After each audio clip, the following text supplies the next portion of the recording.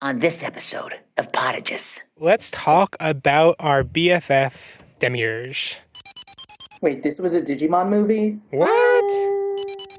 I liked that they laughed about it, but Okay. Asher the Shipping Hulk. I need your password. You can use mine to get on the internet. Podigious!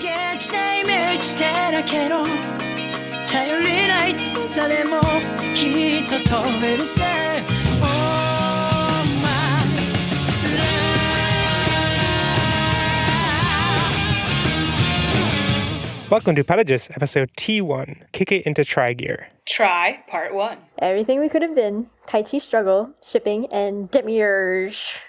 Recorded December 5th, 2015. Podigious is your critically nostalgic, but not really nostalgic in this case, more... No, it's kind of nostalgic. Yeah, it is still nostalgic. Anyway, critically nostalgic analytical tour through the Digimon anime. I'm Jeff Ruberg, and I'm joined by Ashley McDonald. Carrie, why didn't you call me about Matt's concert? Wow. Wow, you want to go on a date with... Ashley, I'm right here. And Asher Softman. Hi. Good response. Terrible Yeah. follow-up. And Andrew Softman. This game makes no sense. Andrew Softman is the idea to Asher's Demiurge. No. What? Wow. That would have been a good reply. I am the Demiurge to...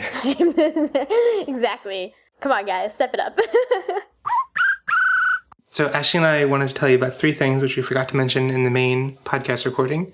We're here in the present, future, past to tell you about them. So 3 things. Act 1, our spoiler policy. So we figure there aren't really any people that are on the fence about watching Try, especially now, a couple weeks after the movie has come out. And so we assume everyone who's listening has already seen the movie, and there aren't really any people who are listening to us to find out whether they should go watch it. If you're a fan of Digimon and Digimon Adventure, you probably have already seen it. So for the rest of this episode, we are going to spoil the events of the movie. Watch the movie before you listen to our episode, which you probably have by now. We are not going to spoil anything about Chapter 2, though. So there's been a poster released, and we're not going to talk about the details of that poster until the end in our prediction segment. So if you want to remain spoiler-free on that and wait until the movie actually comes out, you can do that. But it probably won't be possible. And outside this episode, we're going to talk freely about that. So, yeah. And the second point, if you are new to the podcast, we have thorough show notes on the website, which you might be interested in. And wherever you're listening to this, you probably see some sparse show notes which will mention all the external references we mentioned to other things like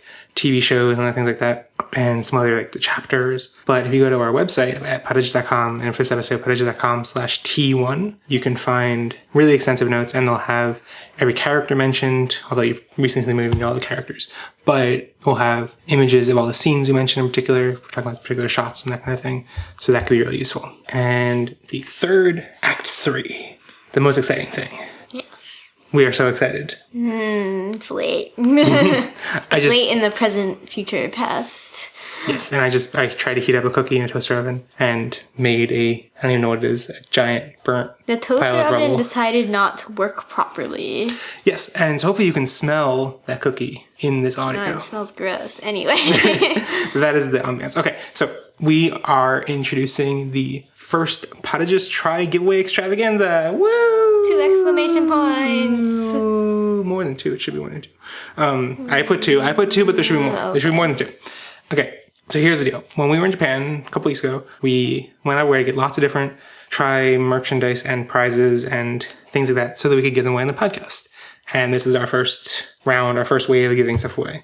So here's how it's going to work. We have a ton of different prizes. We have a theater pamphlet, which is the pamphlet that was at theater showings of Try. And it has artwork from the movie and lots of cool things and interviews. And if you can't read Japanese, you can look at the pictures because the pictures are Very pretty. pretty picture.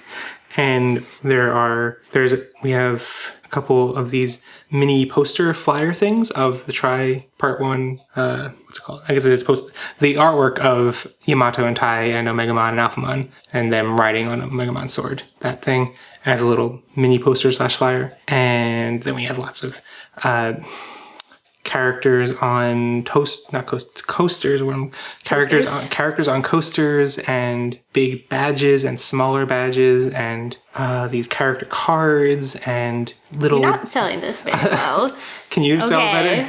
Just look at we have pictures. If you look on our website on social media, you'll find all these pictures. Are the character cards that you get only from like going to the theater. Yes, most of these are exclusive and hard to get. So a lot of this comes from the cafe that was a tri-themed cafe, or from going to the theater, or these claw catching called UFO catchers, but they're like claw catching games and winning them that way. And so they're all really hard to get, especially outside of Japan. And a lot of them look cool, and we know that everyone has different preferences for which things they like.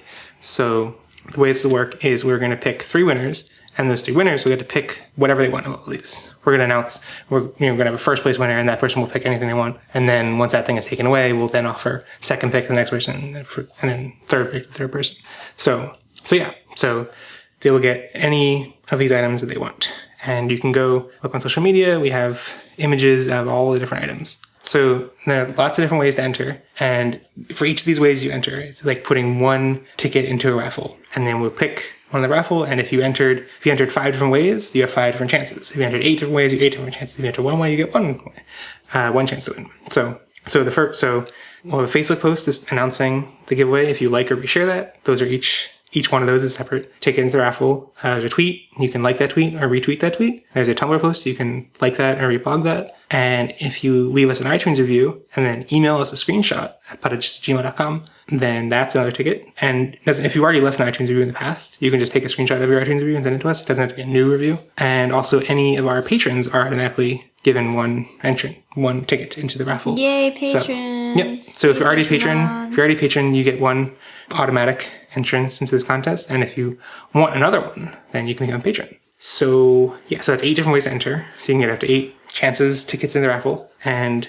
the deadline is 1 week after this episode goes live, which as a recording, we're not sure exactly when it's going to be, but classic Podigious style. You will know when you're listening when this episode is posted. And you will also, the Facebook and Tumblr and all those other posts will mention the exact deadline. So look there if you want. If you're listening to this 5 days late and you're not sure if you already passed it or whatever. So it's really exciting, and I'm excited to actually give this stuff away. It was kind of a struggle to get all this stuff, and that's the end of our show. That's all of our try coverage. That's the end of it. Now you can go. No more try coverage. There's totally not another 3 hours of audio after this. Nope. We haven't started recording another episode about try either. Yeah. No, none of those things is true. So I hope you enjoy this contest, and I hope you like the prizes that we're giving away, and good luck. Ganbatte kudasai. Yes, ganbatte kudasai.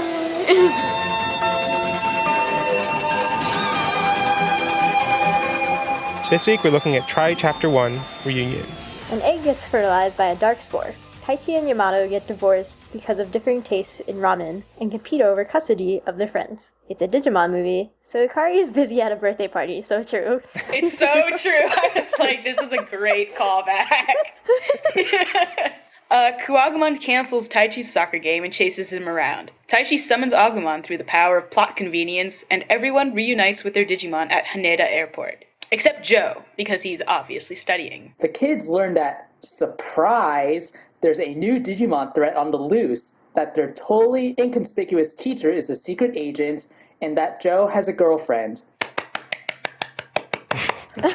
Also, Koshiro turns his laptop into a Pokeball. Koshiro gives Taichi yokai watch goggles, and the kids hang out with Totes Not a Main Character and help her search for her Totes Not a Digimon. Taichi and Yamato have an intimate Ferris wheel ride, and then Alphamon appears to wipe the floor with everyone until they suddenly remember that there are forms above Champion. It's true. What? What were everyone's general thoughts about the movie? I really enjoyed it. Did you? I did. Hot take there. I definitely did not enjoy it enough to watch it 3 times in the amount of time. You watched it 3 times? Okay, I wouldn't do that either. Yeah, I've also seen it 3 times, and... Why? Okay, so it's mostly because our plans changed, and so we watched it initially. We were playing, before it was released on Crunchyroll, we thought we were just going to watch it in Japanese in the theater, and we wouldn't have any official translation, so we would record a podcast with our reactions, even though we didn't understand everything. And then the day before, it was announced it would be on Crunchyroll. So we were like, okay, we're going to watch it on Crunchyroll. And we didn't have, once we landed in Japan, we wouldn't have access to it because you can't access things because it's not available in Crunchyroll Japan. Well, you can't access any American streaming services without like a what's it called? A proxy. Yeah, proxy. But they do have Crunchyroll in Japan, but they only had 2 series, and it was like Ruby in one of their series. Bad. And there are ways around that, but we didn't want to go that route, and we didn't have like great internet anyway. But so we knew we couldn't watch it once we landed in English. So we watched it, we had a 3-hour layover 4-hour layover in Vancouver, and it was available in Canada. So we watched it in the airport in Canada, and yeah. And then we watched it like a day later. Yeah, then we watched it in theaters, and I figured, okay, we've already seen translation. Like, we'll probably just understand Japanese enough to, like, we'll see it twice, and that'll be perfect enough. That's enough, plenty for us to talk about. And then I kind of realized while we were watching it, like, there are plenty of scenes I don't actually remember what happened here, and that, like, watching it again, Japanese didn't re-trigger anything, because it was just, like, I understood the basics, but I don't really know most of the words they're saying. And I realized, like, doing it into that podcast without being able to take any notes was really difficult, because in both situations, like, we were rushed to the airport, we couldn't really pause to take notes or anything, and in the theater we couldn't take notes, obviously. Also, it's too dark anyway. Yeah. So I was like, I really feel bad about doing this. We would have had to like really rush and like not do stuff in Japan if we had recorded while we were there and edited and stuff. And so I'm like, okay, well, I guess I need to watch it a third time to take notes. And yeah, that's why the third time. Honestly, even the third time, there were scenes where I'm like, I read the words that were put up on the screen and I still don't know what's going on because it's nonsense, which was infuriating. At least for me, it was almost like a week and a half for the third watch between. But like watching 3 times in like a course of a couple of days is, yeah.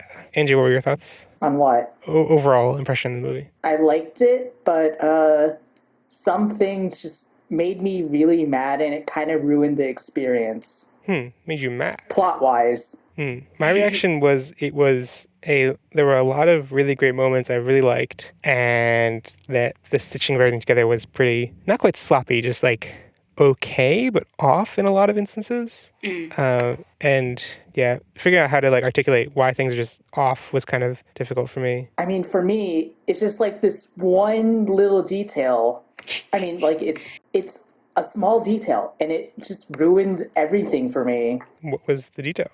Those two. The kids? Yeah. Like the fact that they're not like the there, very beginning? or that they're... It's never really addressed again, except like no one notices except for this mysterious organization that seems to be tracking them, and the 01, I mean, like the Adventure Kids don't notice at all, and it just feels really, really out of character. Yeah. Okay, so I really want to assume that is purposeful, but it is... That doesn't make it not annoying. Like, it's still definitely annoying because everything feels slightly off about this, and we're not privy to, like, what's going to happen next. So it just feels, like, super annoying to be like, movie, you can't just... No, but the way they handled it was so bad. Like, there weren't any scenes where, like, oh, Davis is missing class again. No, but that's right. That's what we assume is kind of the. So it may, what it seems like they're probably, I hope, going for is that like they have been wiped from their memory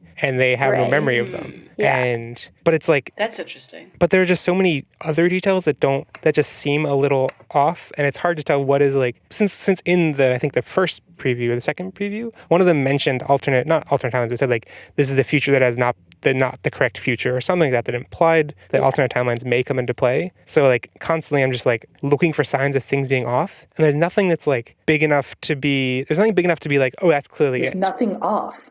There's plenty of things that are off. Right. There are lots of tiny things that are like impossible to tell if they're purposeful seeds or if they're just poor execution or poor writing or poor directing.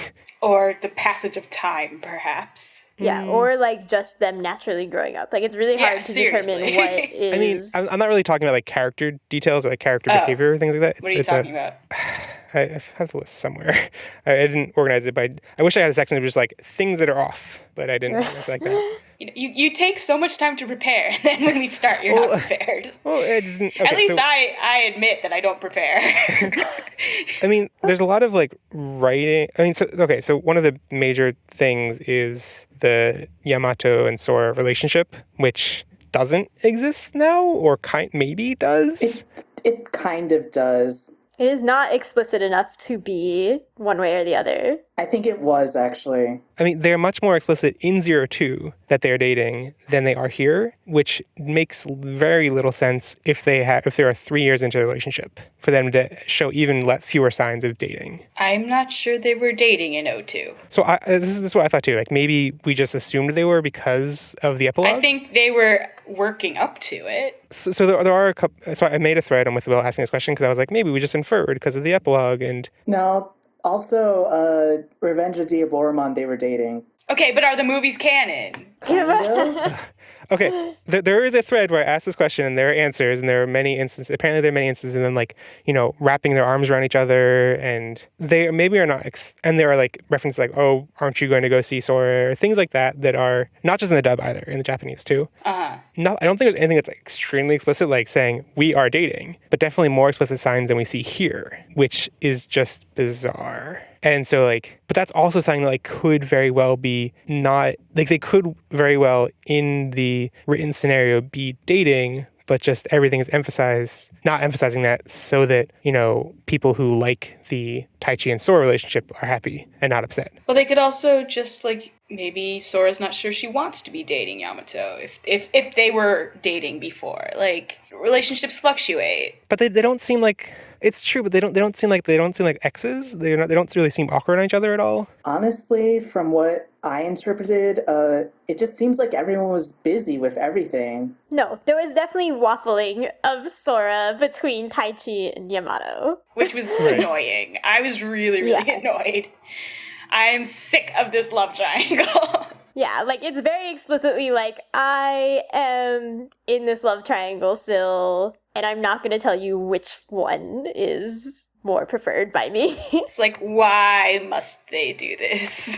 I've seen defenses there's tons of reasons in this that they are still canonically dating, and it's mostly things like in Japan they are much more resistant of public displays of affection and things like that. And I'm like, but they are showing less than in 02. 3 years is a long time to be in a relationship, and especially for high schoolers, that's their lifetime. Yeah, which is why I was wondering if maybe Sora was trying to back off a little, and Yamato was like, all right, it's cool if you need your space. But that makes it annoying that she's specifically waffling between Tai and I'm gonna be ending up calling them by their English names a few times. Oh yeah, if not half the time. Yeah, you're just gonna have to deal with it. Yeah, sorry. I'm trying to go for the Japanese names, but I'm definitely gonna mess up several times. I mean, there's definitely significant differences enough to make it worth trying to use the Japanese names, I think, but it's not gonna happen. I said Takeru and then I said Matt, so my bad. Yeah, right. Matt, I think is the hardest one. Oh really? Takeru I find really hard because they both start with T, Takeru, TK, and TK is so easy for me to say. I don't know. Well, Matt's really easy to say. Yeah, Yamato sounds harder to say. So hopefully, as we go through and discuss more things, I'll come across more of those things that just feel off because I think they're scattered through my notes. I mean, I also just felt like Taichi and Yamato's relationship felt strange to me. It did. Yeah. In what way? Not even when they were mad at each other.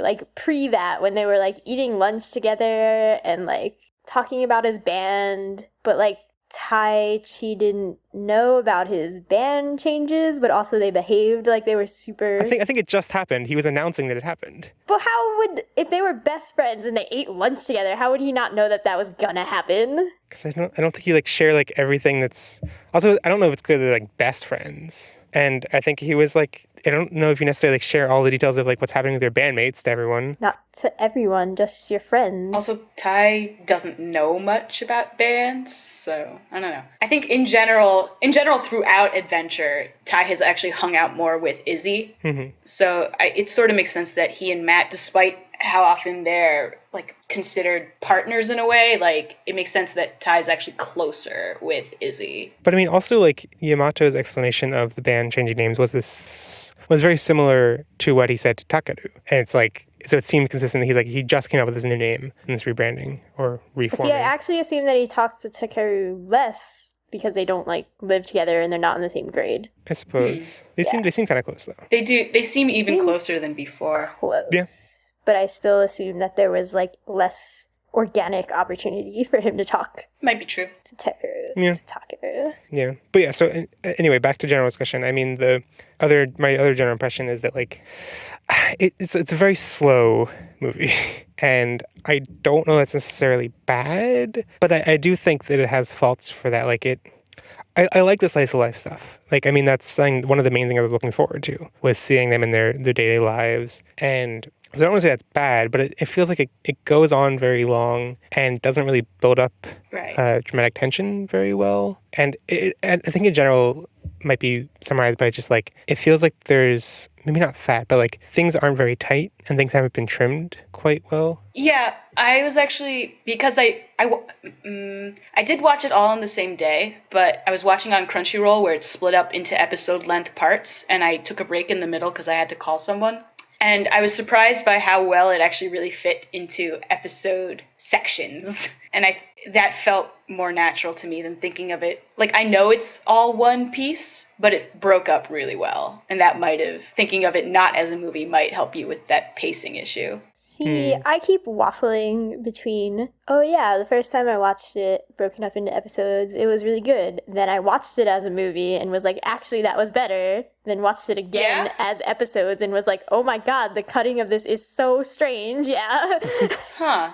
Yeah, I mean, let me see. I had a section about splitting the episodes. So, yeah. So, I think I've also gone back and forth on this, whereas, like, I am surprised if it were just a movie with no consideration of splitting episodes, I think it surprisingly splits up well. But there are also times where it's really awkward where they split it and coming back into the action. I think at the, like, the break between episodes 1 and 2 is, like, episode 2 starts with, like, Kuwaguma attacking people, and it's just, like, yeah, you're like, silence. who are these random people? Wait, they're like two people in silence falling out of his way, and it's like, wait, what? Oh, okay. And that's episode 1 ended with, like, Yamato in, like, mid-walk.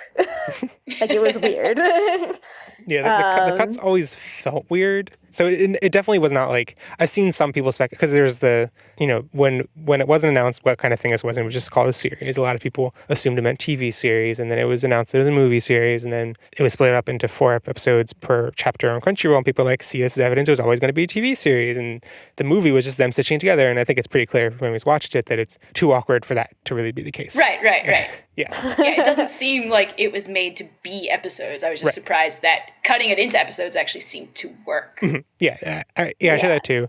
But I also the 2 times I watched it on Crunchyroll have been like once all in one sitting. And the second time I did take breaks between episodes, and I took like one like break of like a day between episodes 1 and 2, 3, 4. But I don't know, I just feel like the episodes don't really stand on their own as episodes. So like I feel like a slice of life anime, there's just one episode feels more satisfying on its own than any one of these episodes. And that was kind of not upsetting, disappointing. But I do like that, like, splitting them into episodes, like, hopefully makes it more digestible and more easily consumable by people. So maybe that'll mean more people watch it. But a lot of people are speculating why they're split up episodes, and we don't really know. But I guess there is indication that Markham with the Will did a comparison, like looked at the edits, and it seems like it was not split up. There isn't really evidence that it was split up by Crunchyroll. It seems like it was split up by Toei for possibly a lot of different distribution channels, and that's the version that Crunchyroll got. So, yep.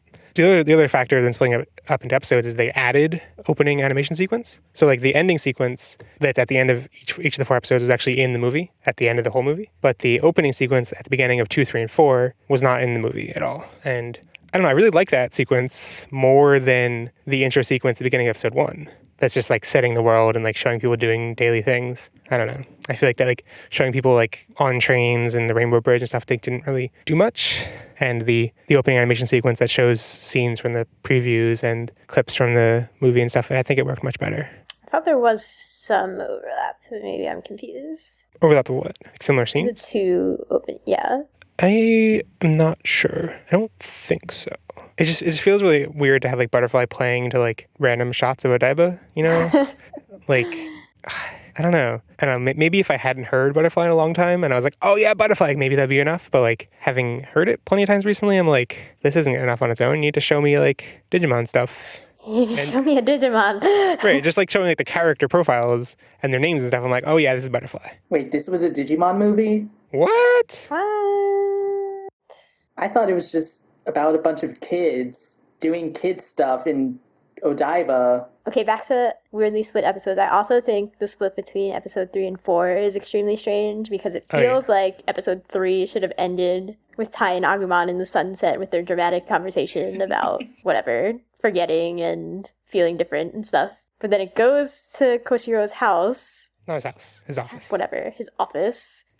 And he shows them, and it's a completely different tone. And then it splits in the middle of that scene and has to re-show you this is the weird thing. No, so it doesn't split it splits at the end of that scene. It plays that whole scene to the end, and Mimi's like, I need to go. And then the episode ends. And then the beginning of the next episode plays the last minute or so of the scene. Right. I don't think it's because they need to set it up to explain the end of the scene at all. I think it's just because they, how they had to split it, they had to pad somehow.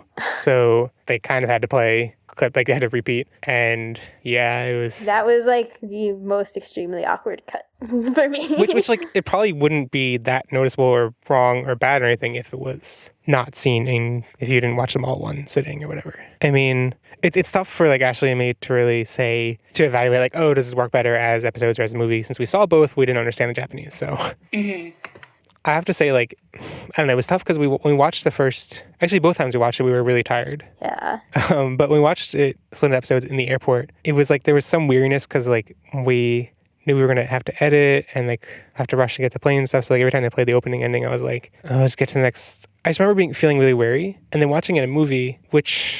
No, we did sleep between then and then. Okay. Anyway, so seeing the movie, I did not feel weary at all. I think the slow pace was kind of made to feel even slower by pausing for ending and opening animation. And the movie, the slow pace wasn't quite as noticeable or frustrating. But also I didn't understand the words they were saying, so who knows? I feel like I mostly remembered what they said, except in really long, more complicated sentences where I was like, I don't remember what you said there. Yeah, it's true. I can remember the story beats. The problem was there were certain lines where I wanted clarification of, so I could talk about them on the podcast. And those I was like, this didn't help. Yeah. Yeah. Okay. So anyone else have more general thoughts before we go into things we loved? Animation is pretty quality though. Especially for Toei. I like the animation, and I, for the most part, heard mostly positive things until recently, which I started hearing people say that it was not good and it got the Toei treatment, and I was really surprised. Well, there's a Twitter called Quality Anime, and they do, they did some screen captures of Try, where it would be the really, really bad, I don't know, but it's just a couple of frames that look really bad, but other than that, the animation's great. Yeah, I mean, the couple of things that I noticed were Kuwagumon flying around his initial shot. It's just they drew a cell or whatever of Kuwagumon and then just shifted around the page, around the frame, and it's just this is no. And he's not the right height, and his height is inconsistent in all the different scenes, and it's just No, but I'm on the Twitter right now, and there's this one screen capture of Takeru, Mimi, and Hikari with Patamon and Gatomon, and all three of them just look done. They're just done with this. Oh yeah, I'm looking at it now. Yeah, their faces are just... I mean, I've never really been a fan of the new Digimon designs, and I feel there are lots of... They could take tons of screenshots.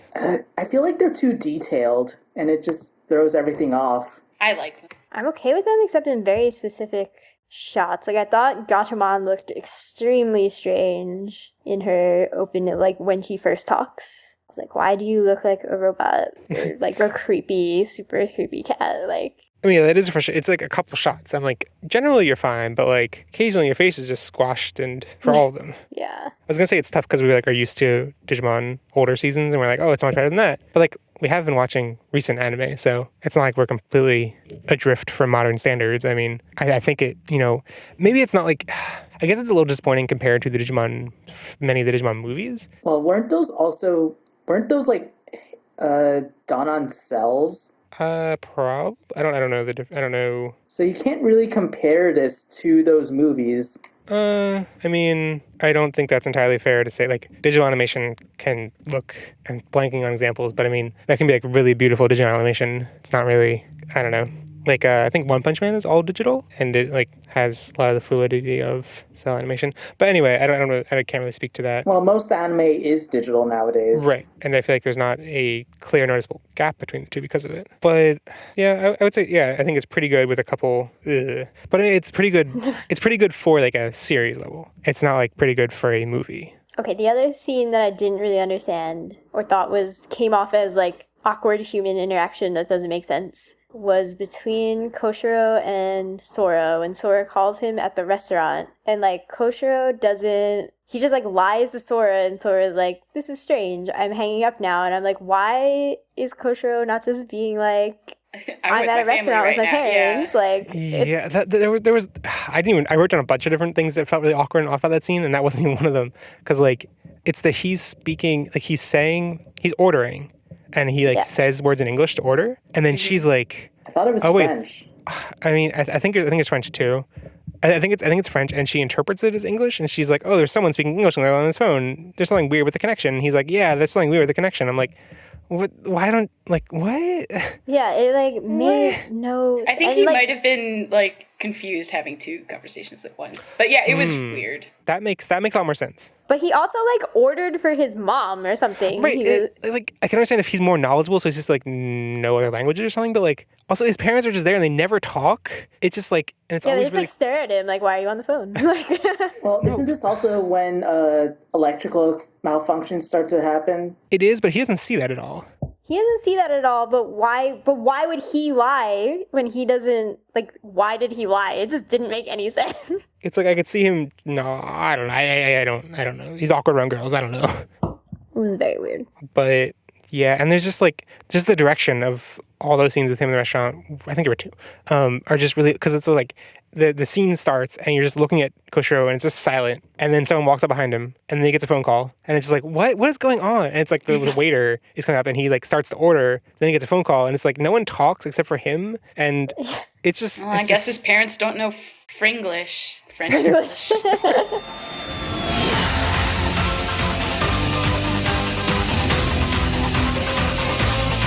we love? Things we loved. I love that Joe has a girlfriend. Actually, you don't like that? No comment. No comment? No comment. So, okay, I also love that moment. I have some complaints about, like, the setup for that. I mean, I love how Koshiro keeps talking and doesn't notice it, no one's listening. That was the best thing that ever happened. Right, and, like, the thing that draws him out of it is Joe saying he's a girlfriend. That's great. It's a great moment. It's a great comedy beat. Tons of build-up for it. But I also hate it at the same time because Koshiro is talking in the background. It mostly cuts out in the audio, but like Koshiro's supposed to be talking throughout Yamato and Taichi's big epic fight, or not fight, but like debate, which is kind of like, not really, it's like kind of a really big part of the movie or of this chapter, and it's underplayed by Koshiro just talking. He doesn't even notice they're having this fight, and I'm like, it like brings silliness into this like really dramatic and important scene, and well, I like silliness, so I liked that actually. I like silliness. I just feel like it undercuts the impact of that fight to have it be like, oh, this big important fight. Someone didn't even notice they were doing it. Like, I would say that it is one of the things I thought felt off. Like, I get that past Koshiro, that aligns with what he would have done. It aligns with his behavior, like in the pyramid in the beginning of Adventure. Right. Or I don't know if it's a pyramid, but the maze or whatever. But I feel like everything else that we've seen of him in this film indicates that he would not be a person who did that. Right. He seems much more aware of those kind of social cues. Yeah. And I've also seen people mad about that because they think that, like, they're mad that what he keeps saying isn't subtitled. And they're like, oh, maybe that's where they say stuff about the 02 kids and stuff like that. And I'm like, I don't know if that's actually been, maybe someone's translated that by now. But I mean, I thought it was pretty, I'm assuming from all the signals that what he's saying is not important and it's not supposed to be. I would assume, but I would have also liked it to have been subtitled.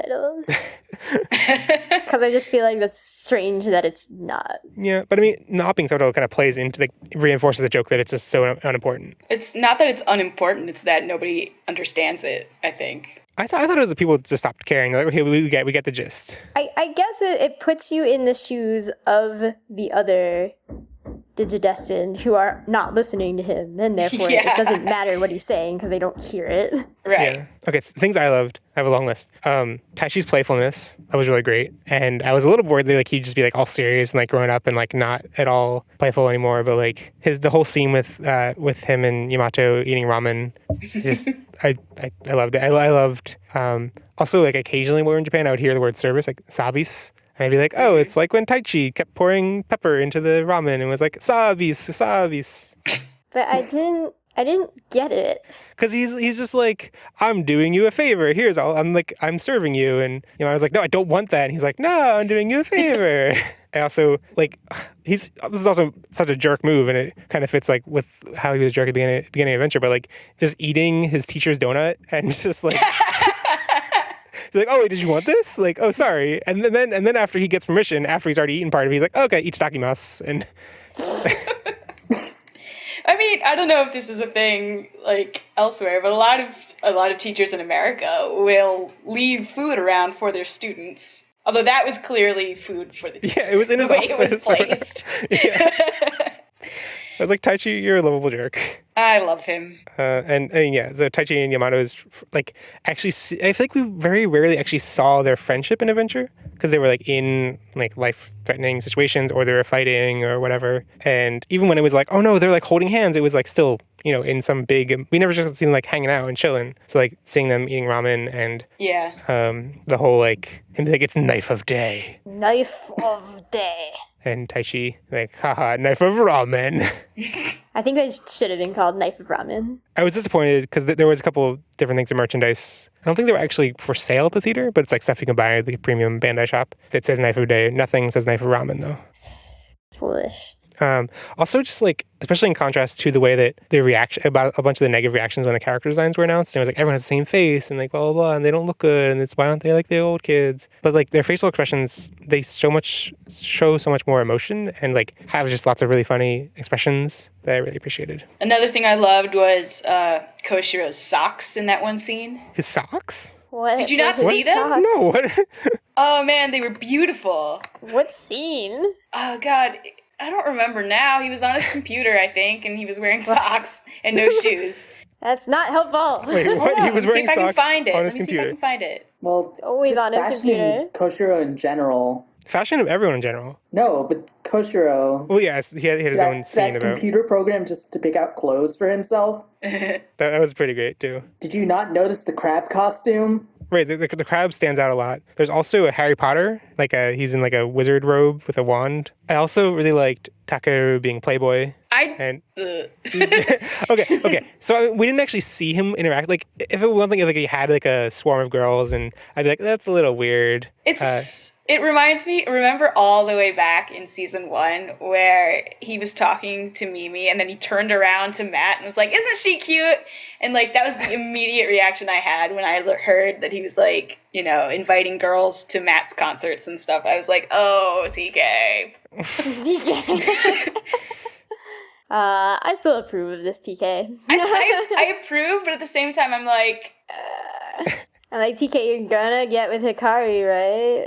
Wait, how old would TK be? Like 14? Taichi's supposed to be 16, right? No, he's in middle school. But 14 would be middle school. If he's 14 would be 9th grade, which would be middle school. It would be the last year. It would be the last year of middle school. Yeah. Joe's in his last year of high school, right? Yeah. Which I think means TK has to be in 8th grade. Yeah. Which would, I guess, mean he's 13 to 14. Something like that. But yeah, I really liked just him. So he calls a girl and tells her that the concert's canceled, and they're like, okay, that's it. And then he calls another girl, and it's just like, how many has he called? How many has he invited? Oh, but definitely the best line is Matt being like, are you calling your girlfriend? He's like, don't. And TK's like, don't worry. I still love you the most. And his face when he does it too. The fan is gonna go crazy. It was so good. Definitely the best thing that came out of this. Yeah. My other favorite thing, of course, was the Alphamon fight. Because it was badass. I wouldn't. My favorite wasn't the fight, but the beginning of it when he's just like trampling all the champion level Digimon. When he like grabs Birdramon out of the sky, and then Kabuterimon too, and then he's just like, "Here's my hand in your face, blowing you up, throw you to the ground." Yes, it was wonderful. This is kind of minor, but I really liked when Nishijima sensei is just like Taichi's talking to him and he just responds instead of talking by just drawing calligraphy. I found that strange. I mean, it's not natural. Maybe he's a strange person. Not in a, like, I don't believe that, like, not in a, like, this feels really off and it would never happen. Just, like, generally, I believe that he would do that, but it felt strange. He is a strange person, I think. Yeah. That's really like Sora. It was only brief, and I wish it had been her final decision. But in a brief moment where she's like, "I'm just not going to go to either of these, the soccer game or the concert." Yeah, I was like, that's the attitude to have, Sora. Don't go with either of them. On a similar note, when it's like setting up when they're on the Ferris wheel and they're deciding, and it's like it shows Taichi, Yamato, Sora, and you're like, "Oh, which one she's gonna go with?" And then she's just like, "No, you two, go on your own." She doesn't go with either of them and forces them to be alone. Well, that's pretty good. Oh, I guess we talked about fashion a bit before, but like it's the first time in the series where all the characters have uniforms. I mean, I guess the 02 kids, when in 02, the Adventure kids were in middle school and had uniforms, but now we're actually focusing on characters who all have uniforms. But at the same time, they have so much more individuality in their uniforms, in their clothes outside of school. Really great. And Well, I mean, they had a lot of individuality in their clothes outside of school before. They were just very strange clothes. Yeah, they were strange, and I feel like that they also have had a couple different outfits, and like everyone's had at least more than one outfit in Try, which I don't think was ever true. TK's had at least like 3 different hats already. Oh, TK's hats. I like how, I mean, so in like one of the first, like one of those previews where all we saw was like their faces looking up or down and like they were falling or something. And we were like, we can't tell Takabu from Yamato. Like they're just, one of them's looking up, one of them's looking down. And the answer was that we would tell them apart because one of them always wears hats. I still think they look very different. Oh yeah, they do. A lot of those. I mean, now that we have like them in motion and speaking, they're very easy to tell apart. But like, and in context, like I feel like the skin tones are very different. Maybe not very different, but like there are times where I'm like, whoa, Taichi, you look and Yamato so tan. looks like really pale. Oh well, right? that's always been the case. Yeah, but like when we saw them all, the first couple of designs, it was like, oh my god, they're the same. They're all just the same. Ooh! I also really loved Gatomon and Angemon fighting together. Yes. As equals. Yes. Yeah. Finally, she's got her tail ring. I'm so yes. When they punch Kawagamon at the same time, yes. All that, yes. Yes. Just uses Angemon as a springboard to punch Kawagamon in the face. All that, yes. Yes. Yep. Good stuff. Oh, Palmon, Biyomon, and Gatomon's disguises. Yes. When they're going I out to lunch. just love that scene in general. I guess there were 2 different things. There was like Biyomon and Gatomon pretending to be a bird and a cat, and then there's once they're all in their outfits and they just look ridiculous. Any other things? Mimi was a treasure. So basically, Asher has now said Mimi and Joe were my fave. I didn't say Joe. I said the fact that Joe has a girlfriend is my favorite. I did. Joe didn't. We're gonna get. We'll get to Joe. We'll get to Joe. I really liked the kind of reversal of the sibling relationships where Takeru and Hikari often talk about how they need to make sure that their brothers are happy and in line and talk to them and... Right, they're taking care of them, basically. Yeah, they're taking care of them, whereas Taichi and Yamato like never talk about Takeru and Hikari. Oh, it's true. They don't even like mention they're not taking care of them or like protecting them or anything. They're just like, you didn't come to my soccer game. Oh my god. And Yamato's like, thank you for coming. You're the only person who came to my concert. I thought that was good.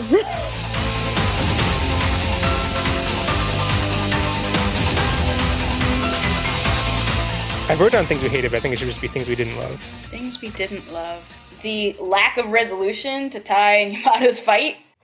So I will have to see how things go with that, because I'm like, if they're going to keep exploring that seems cool. If this is the end of it... We have to wait until March. Well, yeah. I would have liked some closure. Well, I'm gonna be even more disappointed if like this was the end of that, and like because it seems like, not to spoil anything, but it seems like they're probably, I don't know what they're gonna do in the future episodes. Like, is it gonna follow a consistent thing, or is it gonna like shift around to focus on different people? We don't know, and I'm afraid that it'll shift around to not really focus on Taichi and Yamato so much. They're not gonna leave. Yeah, that's what I'm like. I'm like that. I feel like they could do that going around to the other like lesser main characters, switching each movie, but like Taichi and Yamato will still be the primary focus. I wrote down a broad category of just awkward writing and a couple of examples which were like that they don't really pry when everyone's taken to Haneda Airport, they don't really pry the agents / Nishijima, who I guess is an agent in the end. But like Taichi like knows his teacher and like has a rapport with him and like they talk a lot and he never like doesn't really ask what I mean. Okay, so it's a little tough because like they do. I forget who it is. Someone mentions later that they wouldn't tell them anything. And so it's implied that off screen they kept trying to get information out of them and the agents were like, no, we're not going to tell you what's going on. But we don't see it. And the most we see is that Taichi is like, I wonder who he is to himself. And then it cuts. And it's like... What I really, really dislike about this is that when Hikari gets picked up, the two dudes that they show look really, really creepy and she looks afraid. And then the only thing you see is her like arriving and being like, yep, we're all here again. Isn't that great? And I'm like, what? That is not... Yeah. That was not okay. But, like, my deal with that was that the kids were actually kind of ignoring the grown-ups. Because, like, when have grown-ups ever significantly contributed to their Digimon fighting is how I felt about most of that. But, like, the thing with Kari was really... The fact... So they should have been even more questioning, like, what are these people doing? And well, no. But... What grown-ups do is provide them transportation to their fight. That's what they do. That's what they're for. So this is like completely natural, except for the fact that they don't know any of these people. They do a lot of hitchhiking in Adventure, apparently. In O2, too. With random strangers that they don't know. Yeah. But it is a little weird that, like, in Adventure, 6 years ago, they're very savvy with public transportation and can get, from Akarigaoka to Odaiba, and then they end up in Shinjuku, and they go all around the city on their own. Yeah. And they only have to hitchhike because they ran out of money. But, like, now they're like, how do we get to the airport? I don't know. And then I think actually one of the weird cuts is at the end of episode 2. They're like, how do we get out of the airport? Cut, end of episode. And in the beginning, they're like, oh, we've actually been transported by Maki. And it's just like, there are ways with public transportation, I am sure. I didn't actually do it. Well, was public transportation, would it run during an attack? Well, they also had to get there on time. Yeah, they did have to get there quick. And does that stuff run during an attack, is what I'm wondering. I would hope that things that let them, it's true. Possibly things running to the airport wouldn't run. Yeah, okay, fine. Would probably. But, like, where is Haneda Airport? I don't know. It's much closer to Tokyo than Narita. Yeah, but how far is it from Odaiba? Odaiba is really frustrating to get in or out of. Yes, it is. That's why I only went there once, and it was by bus. We definitely took the subway. We took subway. It just takes a long time. And still, it was not that bad. I feel like it was not any longer than my ride to work, which only takes me like 2.5 miles. That bad. Okay, it's true. It's not. It's better. It's same as your ride to work, but like generally getting around places in Tokyo takes less than that. So what we're saying is San Francisco sucks. Don't come here. Haneda Airport is not that far from Odaiba. Yeah. So I bet their concern was how are they going to get there the fastest way. Right. That makes sense. I hadn't considered the speed, which is obviously an important factor in Digimon attacking. And of course, if they had like Kakumon or Birdramon, they could just fly there, but they didn't. That is another thing that I have to complain about, that the whole Digimon reunion scene was just totally awkward, and it's just... So I have issues with the like plot consistency and plot holes, but also just like dramatic tension level not feeling satisfied because it's set up the situation where like Taichi's fighting or Greymon's fighting and like starts to lose and gets knocked down, and then Taichi's like, oh no, what do I do? And then all the other kids are there with their Digimon. It's like, yay! And I think what we've come to expect in situations like this is like a hero who's like wavering or unsure, and his friends show up and they're all lined up in a row and they're like, we're here, we got the answers, we're gonna help figure it out together, we all got it together. But instead they all lined up there and they're like, why are we here? I don't know, we all just showed up here. And like on a plot hole level, it's like, how did you end up in a line like this without knowing that you had all gotten there? Like, didn't you all like see each other? Like, how did you get here without conferring first at all? And just like dramatically satisfying, it's not, because it's just like, wait, what? Like you're expected this like, oh yeah, we're all together, and they're like, we're all together, but who are you? How'd you? Oh, you're here? Oh hi, I haven't seen you in months. And like, I don't know, it's just. We're all here except Joe. Yeah, I think it's also awkward ending. Well, and Mimi. Yeah, that too. Yeah, it was like, oh yeah, we're all together, and we're kind of confused, and also some of us aren't even here. Yeah. And I mean, I also have some, like, it's a little weird that Mimi isn't there because, like, if she had gotten there, like, 5 minutes earlier, then she would, like, it's like she gets there not that much later. I guess after the fight. But, like, why not just depict her getting there after, like, before the fight? Why did... Actually, how far is Haneda from Naruto? I think it's pretty far. So I guess that's more plausible that she took a while to get there. Oh my god, it's an hour. Yeah, I mean, taking a train from Naruto to Tokyo takes like an hour, which was more than we thought. Well, taking a train is not as fast as you would think it would be. So yeah, that's my complaint with that scene, which is frustrating because, like, I've seen a lot of people react. I think at least, I don't know you guys, I think we all kind of have an abnormal reaction because we've been intensely studying Digimon recently. So, like, we're not really that far separated from it. But I know a lot of people who, just reading comments and stuff, who I don't think have seen Digimon recently, like, that scene was a very important moment for them. And it was very emotional, lots of crying and stuff. And I don't know, for me, I was like, yeah, I've seen these characters recently. So what? Huh? We haven't seen these guys recently. I mean, I don't know. I guess, like, it has been a while since we actually were covering Adventure in 02, but, like, I still feel kind of in that mindset, as opposed to, like, having not seen either of them in 14 years or 10 years or 5 years, whatever. Well, we're certainly seeing them doing something new for the first time in, like, 15 years. 14. Oh, wait, no, that's a lie. Cross Wars. Kind of. And the Adventure game, PSP game. Well, that doesn't count, but Cross Wars does. I mean, neither of them should really count.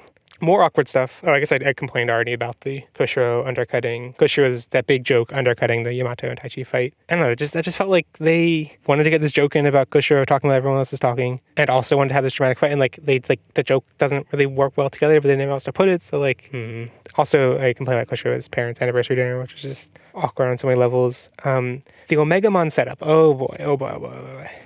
I don't have any issues with, like, the Omegamon fight, but, like, I think this is a sore point with a lot of reactions too, that, like, the fact that they're able to get to Omegamon is confusing. Unless it makes sense if it's Revenge of Diaboromon.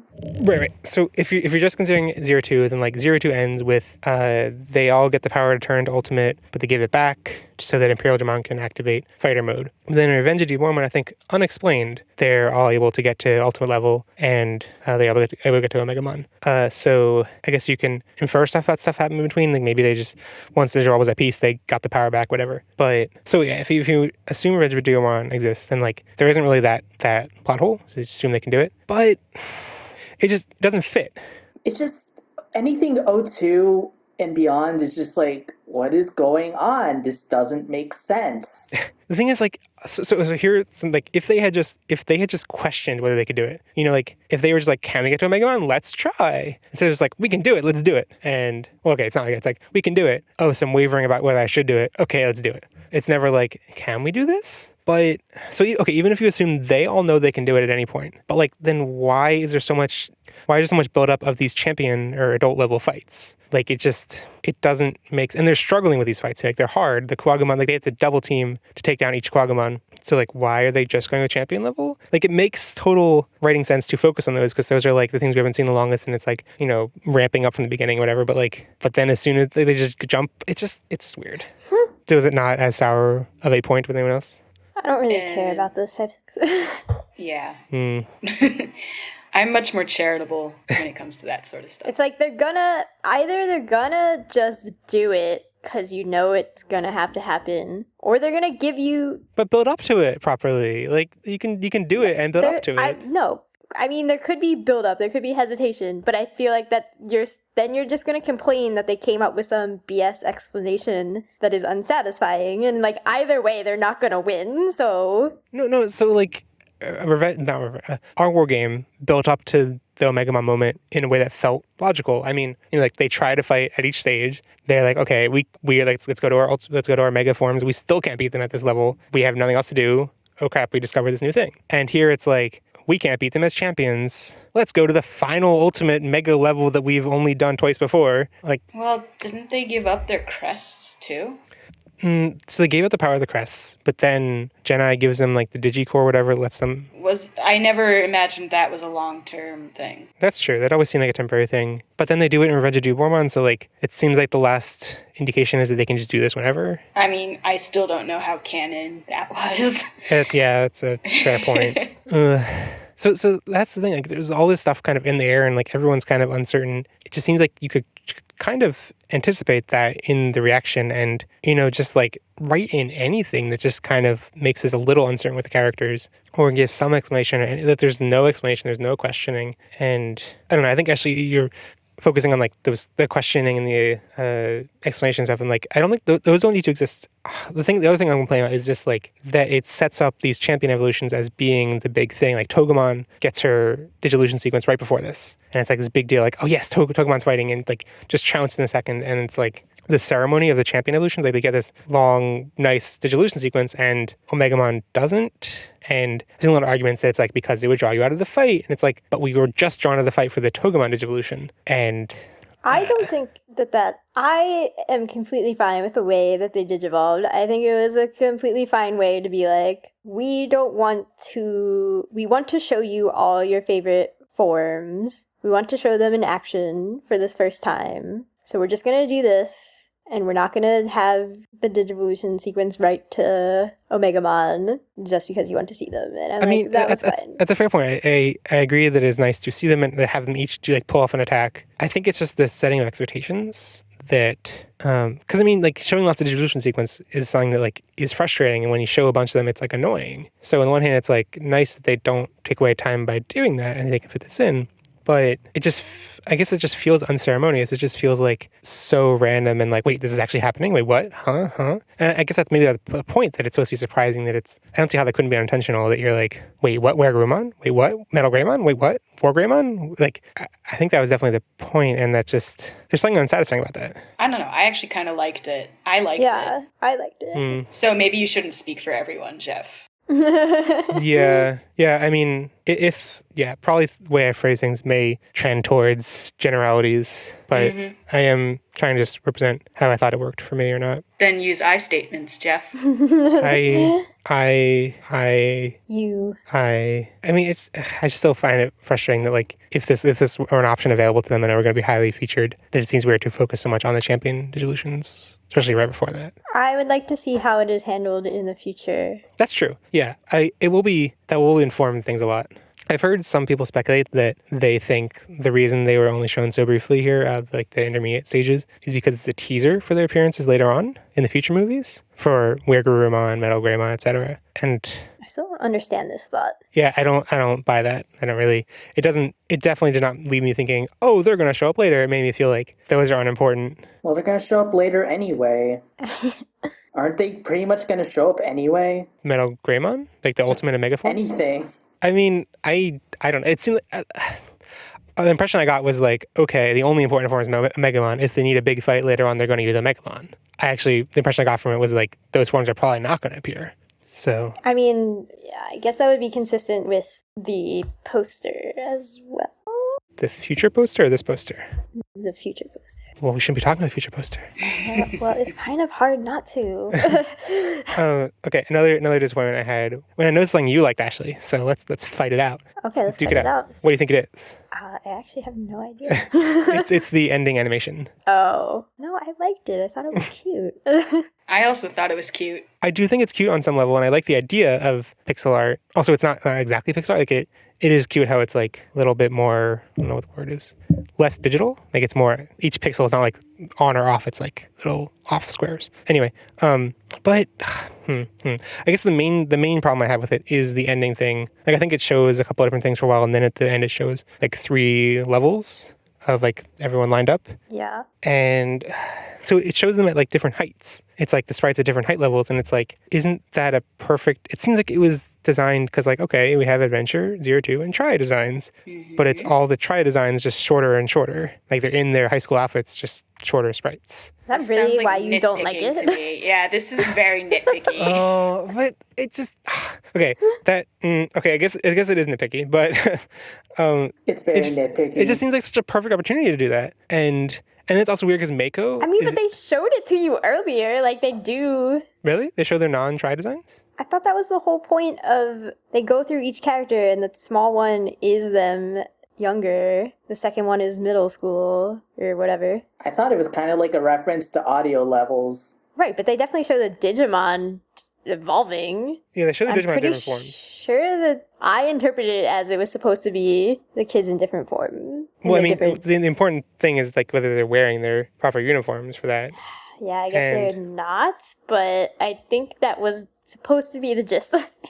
Right, that's the thing. It seems like the gist of it is showing them at their different levels, but then they're all in the same outfits, so it's not. And I'm just like, that would have been such a cool nod to the old stuff to do that. Okay, that's not the only complaint I have with it. Okay. Other complaints is that Meiko is only in the top row, which kind of implies that it's try at the top and then 0-2 in the adventure. And so it makes things not symmetrical. And it's like, okay, where are they going? If they're going for the adventure, if they're going for the try 0-2 adventure thing, totally cool. Put Meiko at the top, but they don't fully go that way, and they have Meiko there anyway, which sets it off not symmetrical. Okay, that's nitpicky too. But the Digimon does the pixel art of the Digimon is just so weird. Like Patamon, someone like Salamon and Patamon, just as these really tall things, just super creepy and scary almost. I need pictures. I'm gonna watch the video with no sound. Some of them work really well. The ones that are tall, like Angemon, works fine. I can't tell. Oh no. Some of them just like Greymon as this really skinny thing just looks creepy. It's fine. You are so nitpicky.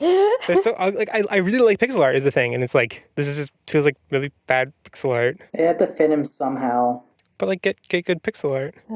Fine. I love Togemon. Good for Jeffrey. Just look at Togemon. Togemon is beautiful. Togemon's okay. Nothing about this is creeping me out. What is Kabuterimon? I still think it's cute. What is Kabuterimon? What is Kabuterimon? What is fine. What is Garurumon? Garurumon also looks fine. What is your problem? They all look wrong. You look wrong. I agree that Greymon looks the weirdest. Greymon is what is... But otherwise, I think everybody actually looks pretty okay. Greymon is a dude with a Greymon head on. Oh my god. And Angemon is shorter than TK. I like the Kakumon too. Yeah, Kakumon's tiny next to Joe. I love the Kakumon. I actually really like the bottom level ones. The bottom level ones are adorable. Those are the best. The other ones don't bother me though. Wrong. Jeffrey, you're wrong. Okay, my last thing that I did not like, which is the music. Oh, yeah, the music choices were very strange. I don't remember. At times. I don't remember. You're talking about the soundtrack, not the opening and ending things, right? No, I really like the opening and the opening, ending, the insert. Opening, ending, and Braveheart are all the same from Adventure. And yeah, I mean, the opening and ending work really well. Whenever Braveheart's playing, I think it works really well with during the evolution and some of the fights. Mm-hmm. But almost everything else. There was one time where the other soundtrack I think worked really well, which is when Taichi and Yamato, Yamato's trying to convince Taichi to not run away and fight, and it's building up, and right when Taichi, it builds up really well, but then once it just cuts out while Taichi's yes, I'll do it, and there's nothing else playing, and I don't think the animation is dynamic. It's okay, well, this build up really well, and then kind of didn't work so well, but it built up really well. But anyway, aside from that, it's just it feels very lackluster in lots of places. I've heard a lot of people say that it sounds like generic background music, pulled from other sources and stuff, and I don't know enough to verify that. Well, Digimon music in general is pulled from other sources, at least in the dub. In the dub, but I've heard that I think the Japanese music is apparently, I think the composer of the Japanese soundtrack was very well respected, and it's supposed to be very good. Well, the music could have been influenced by his other works. That's probably what happened. I mean, it's really hard to write music. The thing is, sure, and I felt this was music much worse than in most anime I've seen recently. I would say one instance where I remember it being weird was that in that conversation between Yamato and Takeru where they had the funny line, I'm pretty sure super sinister music was playing over that, and it was just what is the tone that you're going for here? TK makes a really cute joke but really scary music is playing over it, and you're I don't know what's going on here.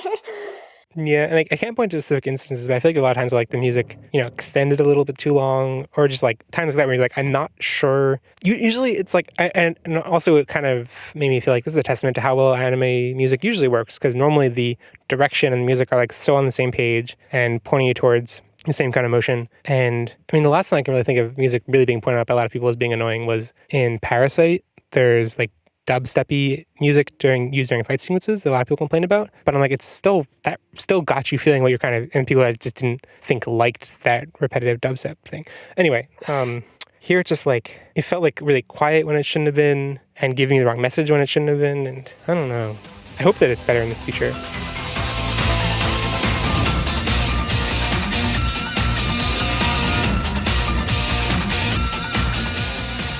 Does everyone have a favorite character? Alphamon. Alphamon? Literally Such a never troll. talks. Such a troll. Well, awkward female Masaru needs more screen time. Yeah, I mean, nobody really had any time except Tai. Well, my favorite was Koshiro, because Yeah. Of course. I feel like he got several moments. He got like his... Well, he got to do all his plot stuff like he usually does. But it wasn't just plot stuff. You know, it was like characterization through like him staying up all night working on goggles, which is Yeah, like... that's true. That's true. And his fashion thing, which is like Fashion totally thing not is necessary for cute. the plot at all. And just like a nice, funny moment. Okay, wait. What was with his conversation with Tai of like, let's ask Mimi. Mimi says yes, but you have to pay for airfare. And then they treat that like that's a serious thing. I was very confused. And it seemed like it was like a weird joke that, yeah, I don't know. That would have been in the dub. I think Mimi meant it as a joke, and Tai took it seriously because he hasn't seen her in so long. He thought that she would actually do But that. like both him and Koshiro took it Well, that's seriously. Koshiro can't read the mood ever. Well, I mean, He'll never Koshiro be started as a joke. And then was like, wait, she actually said yes? Like, what, huh? Yeah. Then they go into the intricacies of how much yen it will cost, though, and like show it to you, and it was. No, I think that's when Koshiro was in like joking about that. He's like, oh, it would cost you like, because it was like 10,000. I forget. I think they were saying like it was $1 million yen or something for things like it cost like $10,000. Like It's like 1.8 million yen. Yeah. yeah. So I just did not understand that scene. anyway, that scene aside, that wasn't my favorite, but everything else, Koshiro was the best. And I guess I didn't like him talking over the dramatic fight. He shouldn't be talking while mommy and daddy are fighting. Who's the mommy? Who's mommy? the daddy? Not that they're Yamato's not to definitely enforce mommy. heteronormative gender roles on. Yeah, Are they both okay. daddies? Can't we just go with that? It's true. It's fine. Well, yes, you said daddy mommy and daddy. daddy are fighting. So, did everyone else have favorite characters? Gomamon! Gomamon? Yes! No! Goemon just walks off, does his Gomamon own like thing. climbed up an apartment building with his flippers to go see Joe. Like, if that's not dedication, I don't know what is. Actually, how did he get there? Yes, how did he get there? It was ridiculous. He was like, I'm just gonna leave, and like somehow gets from Haneda to Tokyo and climbs Joe's apartment And building. nobody questions where Gomamon went. It was just like, Gomamon gone, it's fine. Yeah. Okay, so Ashley, Alphamon, Andrew, what was yours? I don't know, but like Mimi, Sora was better than now than ever, I guess. I guess She's more that's interesting. I guess that's your opinion, and you're entitled to it. Whatever. I feel like Asher and I have just been like, no.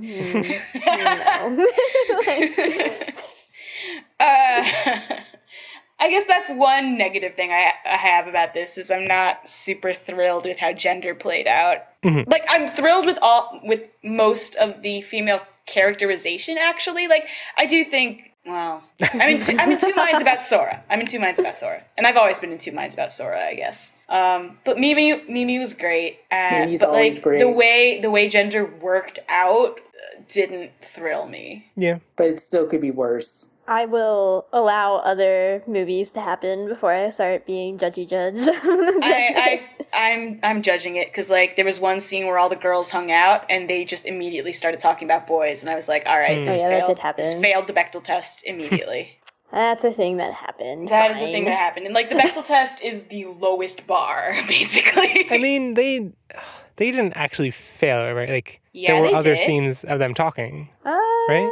With For boys 30 around. seconds or longer between each other? I'm really not sure, actually. I didn't realize there was a time requirement to it too. No, yeah, I I'm mean, pretty sure. don't they like? I'm trying to think. No, they don't actually. Like, don't they go? Like Sora's like, oh, Mochizuki. Oh, Yeah, actually. to Meiko. Right, but I don't think they actually meet her then. She runs off, and so yeah, that might. Also, like, weren't other people? Oh, was that like right after that scene with the restaurant? No, I think it's that they see her and they chase after her, Oh, and they Right. or she goes, but she runs away or something, and then later they meet up with her. right. Yeah, after Tai gets the goggles. Yeah. And So they're everyone going was to there already. Yeah. Yeah, and we see plenty of scenes of like two guys, like, oh, not plenty. I guess there's just Takeru and Koshiro together, but there aren't really of like just two girls hanging out. Okay, yeah. Totally. And like all the girls like seem to have really spiked interest in the guys. I think it's true both ways. I think But I think that's true both ways, yeah. It's true with some of the guys. Okay, but not it's true, all true of with them. Koshiro and Joe, I guess. Yeah, Just, yeah. Both of them are like, as soon as Mimi gets near them. It was kind of just Koshiro. Joe blushed when Mimi hugged him. I wasn't sure how to take that one because he's got a girlfriend. Oh, yeah. I think they're still playing that. Stop playing these. I hate love triangles so much. I'm so sick of now them. you have two. But Ashley, you're supposed to be the shipping expert. Yeah, well, I hate love triangles. Two love triangles. I hate them. And Kari's all like, "Oh, do you have a girlfriend now?" And I was like, "You can leave. You can leave. Why did you do this to their relationship?" I liked that they laughed about it, but like, Okay. Asher, the shipping Hulk. Asher's getting really mad now. I'm still holding out for Takari. Still holding out. I actually like it ambiguous. I don't want them to. I thought it was enjoyably ambiguous in this episode, or this part. I want Hikari not to ask. I feel like she was teasing, but it felt half teasing, like she was actually interested. I suppose. I was like, this also feels siblingly. The best ship in this one was Matt and Tai. Like, Yeah. that had the most tropes going on, and There were other ships in this? well, they tried, but it was annoying. One undercurrent, which I'm not frustrated with. I guess I'm a little worried that like I've seen a lot of people who are like legitimately expecting them in future chapters to be dating. And Matt and Tai? Yeah. That's not going to happen. Right, it's not going to happen. And I've seen comments Wait, they expect Matt and Ty to be dating? Yeah. That's not going to happen at all. That's definitely not going But to happen. it's definitely like the most appealing relationship in this movie. It's definitely the most focused on. But like, anyways, I've seen comments like, "It's 2015. Come on." It's not going to happen. But it's not 2015. It's 2005. That's true too. It's also 2015 in Japan is like a single ward of Tokyo has authorized gay marriage, and that's it. I think. I didn't even know that single ward had. It might be more than that one ward, but I definitely heard that Shibuya allowed gay marriage in recent months. I think something maybe. like Good that. for you, Shibuya. Yeah, Shibuya. Shibuya. Pumpkinmon and Gotsumon are Shibuya type Digimon because that's where they can get gay married. Okay. Yeah. So yeah, their romance is totally strong. I hope we get to see Joe's girlfriend. Otherwise, I do think he just made it up. I don't think he made it up. I believe in Joe. I don't think Joe would lie. Yeah, like, that's a really weird thing for Joe to lie about. I get bad vibes from this Joe. Okay, there are a couple scenes. Wait. So I'm really surprised. Wait, Angie, did you actually settle something? You said Sora, maybe Mimi? Nah, it's just Mimi now. Just Mimi. Okay. I was expecting you to say Hackmon, who is the little figure that has been like following everyone or just like watching in the shadows. But he doesn't do anything. The rhinoceros thing? And that's the type of character you normally pick. You always pick the dark horse. Yeah, you pick a character out of nowhere, usually. Like, for us, that's how it feels for us. In that case, awkward female Masaru. That's actually a character I would imagine you'd like, yeah. But she hasn't done anything. Yeah. Except being the only one to notice that something is going on with the O2 kids. Maybe. Her monitor, at least. She's clearly looking at it. Masaru is the head of the organization lady? Her name's not actually Masaru is the main character of Digimon Savers, who Maki Himekawa almost looks like in certain light. What's her real name? I can't keep it straight. Maki Himekawa. It's Maki is written in katakana, but Himekawa is Princess River, like Mononoke Hime. Maki is disappointingly very female. I don't know. Like you thought she would be more genderqueer? Her voice is very distinctly female. I can't even remember her voice at all. I think she still presents as not super female. You still think because like she's posed weirdly in that one picture that... I think she's not like confident in herself. She has some weird things going on. I think we need to see more before you make these. I'm watching you, Maki. I'm watching. I didn't know your name until just now, but I'm watching you. I thought your name was Masaru. Your name straight. I don't know. I can't keep Masaru? Glasses chick's name straight. Wait, think the character in this is Masaru? It's clearly Masaru, but female. I just want her to punch something.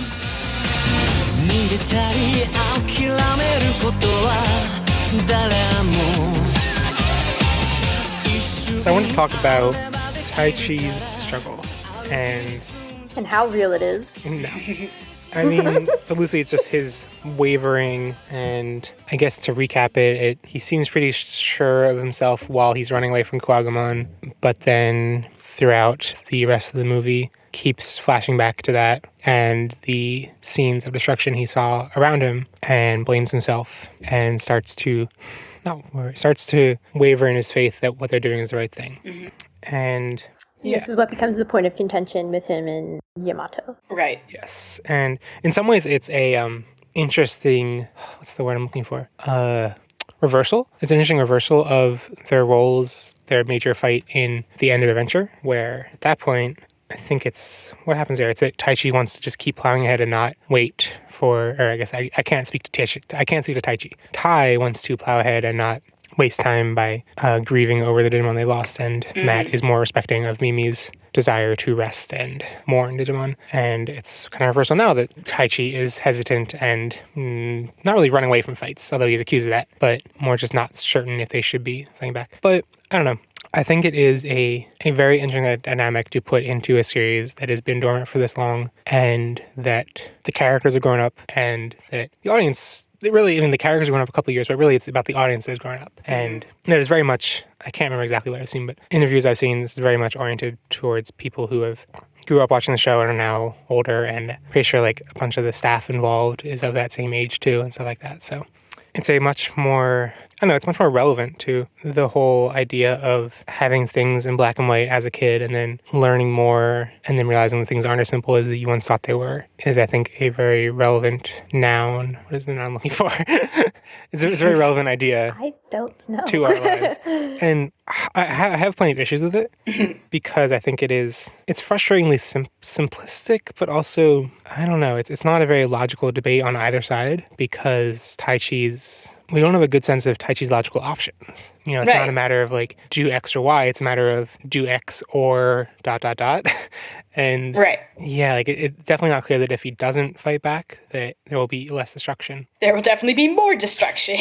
Well, okay, there is one instance where that might not be the case. So I mean, with Kuwagamon, yeah, there would be more destruction. And actually, I don't know. So with the fight with Alphamon, it's not clear there would be, because it seems like, I think it's pretty clear to them at the time too, that Alphamon is there for Meikumon. And so what's tough is that like when he's about to attack Meikumon, Meiko is also in the way. So it's like, he might be like, if they just didn't fight, maybe a kid would die. And that's a pretty big thing to risk.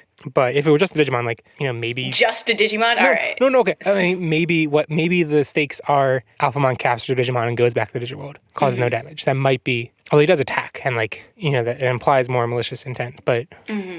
So yeah, it may be the case that for that, if they hadn't gotten involved, there'd be less fighting, or there'd be less destruction. But for Kuwagamon, Kuwagamon's like just causing destruction. Like, I mean, eventually it seems like Kuwagamon is honing in on Taichi, but even before that, he's just like running around knocking things and stuff. So yeah, there's not a clear alternative. And I found the other kids, I think, are much more not ignorant, but like as soon as Taichi shows like any hesitation, they get like very upset at him. Like so the instance I'm thinking of in particular is while they're under the bridge and they've all seen a bunch of news reports and stuff reporting on the events at the Haneda airport. And Taichi, him too, when he was listening to them, like they're very negative towards the Digimon, and like this is the Digimon's fault. Like, and that's the scene where we see like Agumon and Gatomon and Taichi's mom be like, "You're not bad, right?" And they're like, "Right." And anyway, it's supposed to be cute, but yeah. Supposed to be cute. But so the media is reporting them as being evil and causing damage. And I think the scene in particular that my reading is that really got into Tai's head is someone in the news saying like that the kids were really scared of what was happening. And anyway, that like, and they see a bunch of kids around school who are blaming the Digimon, and so all the other kids are like, no, we know the Digimon are right, and everyone else is wrong. And Taichi, as soon as he expresses like, it kind of is our fault, we kind of did cause destruction, they're like, no, Taichi, no, what are you doing? No. Do you not remember our friends that we fought for? Right. And it's like, he's just like, it's frustrating because he just showed a little bit of not even hesitation, just like, I feel like the logical conclusion of Taichi's statement would be, let's try to minimize damage in the future. We can fight back, we can save everyone. Let's just try to minimize damage, especially in places that are buildings that haven't been evacuated, like, which is most of what they've been fighting in this movie. But instead they're like, no, you fight or you run away. And yeah, there's very binary thinking going on here. Yeah, which it should be ternary because it's try, but that was a weird laugh. Yeah. I mean, my thought on this whole thing was before I was like, this feels weird from the human's perspective, because for the whole time, like, in previous seasons, we have been privy to media coverage in some way. Yeah. But it's always been played comedically, at least in the English dub. Right. And there's still some of that, like, news is BS stuff going on in this, because I feel like, you know, they reported something serious and then it, like, went to the weather, or it's flashed to a silly commercial. So it's like, they're still trying to be like the media does, portray things exaggeratedly, but this seems much more serious than it ever was, and that's just very strange, because it's like, we never got this vibe from people before, so it would be, in addition to like Taichi thinking about it more, it's like, why is the media reacting differently this time? Yeah, like, why is everybody reacting differently this time, which I guess could play into the everything is slightly off thing, but... But it's just so frustrating because the stakes, like the things that have been damaged this time, are so much less. You know, yeah, Majorismon really did there was a giant skyscraper tall demon that destroyed almost all the buildings on an island, and they somehow rebuilt that a year later, and that, I mean, actually, maybe not a year later. I guess the only thing we see a year later is their apartment buildings. 3 years later, they have rebuilt everything. And that was never, like, the conflict of, like, I guess they didn't see the news reports after that all happened because they went to the digital world and came back, and so they didn't really have a kind of question that. But, like, it seemed like that would have been a much more important issue at that point, how the media reacted to that. And then, Yeah, and I guess I kind of assumed the immediate reaction to those things was like, this is initially very scary, we don't know what's going on, now we've been saved, and we're thankful for that, and then there should have been fallout from that, though. It's true. Like, there should have been some, like, recognition. Yeah. And I guess we're led to believe in Zero 2 that Jedi does something to there's some line at some point where they say what Jedi's been doing between Adventure and Zero 2, and it's something that he's been protecting the digital world from people looking for it, basically. Right. But so, like, has he been, like, modified? I think it's something that came up in our discussion of Tamers, too. Like, they mentioned, like, oh, we're just doing damage control in the media. I'm like, what does that, like, how can you, people saw this, you can't, like, erase that from people. Or can you? I don't know. You can certainly manipulate the information that's out there. That's true. I mean, it seems like before, in previous seasons, it's always been like, really weird things are happening. We don't want to have to explain how people feel, so we always make the media some silly thing or something that we just, like, write off. Whereas in this, it's trying to be more, like, there's a serious problem. The media would report that as a serious problem. And I wonder if, like, one way you could read that, sort of, is that before, the kids were not really equipped to take all that in. Or they weren't like tuning into it. They weren't like feeling the fallout. Like, maybe there was fallout of the news being really bad, but, like, they were just like, you know, maybe their parents sheltered them from it. Maybe they just, like, didn't care what was on the news. Or maybe they just didn't understand the you know, how much was lost. And it wouldn't really be productive to tell a bunch of 11-year-old kids, like, what happened, really, like, how many people lost their livelihoods, if not their lives, you know, like, and all the other money that would go into repairing that. There's no way. It's a really interesting point, because, like, there's no way to really convey that and also have it not be relevant to the kids. Like, and, like, the end of Adventure, like, I mean, after they beat Majorismon, they go back to the digital world. And then we don't really get them what coming back to the real world is like for them. Right, which would have been cool. There might have been more fallout that we didn't see. Yeah. Right. It's also I mean, it's interesting how similar it is to I feel like it was never that big of a theme to the show itself, but it came up in our discussions of Zero 2 a bunch, which was, like, the fallout of Ken's arc and how much the kids took it on themselves to repair the digital world and kind of blame themselves for it, even though they were just defending, they were fighting against Ken, but they still And like Ken really wanted to help too, but didn't know how a way to do that aside from destroying more things that were evil. And the kids were able to rebuild and all that kind of stuff. Is kind of a very similar vibe to this, which is like whether the kids should feel guilty for the damage that they have caused through defending things. And I don't know, I guess that's always different because it's a digital world. And as much as the kids are like, oh, let's help repair it, like it's still a kind of sloppily built world where, you know, they're rebuilding I don't know what, like, whereas the real world, it's like very obvious what is being destroyed and what is at stake. And that they like could never actually help repair that in any Right. Like, oh, let's help the construction crews rebuild the Fuji TV building. Like, yeah. think about all the tourists that were in the observation deck when it was thrown around into Mayoda-san's crotch.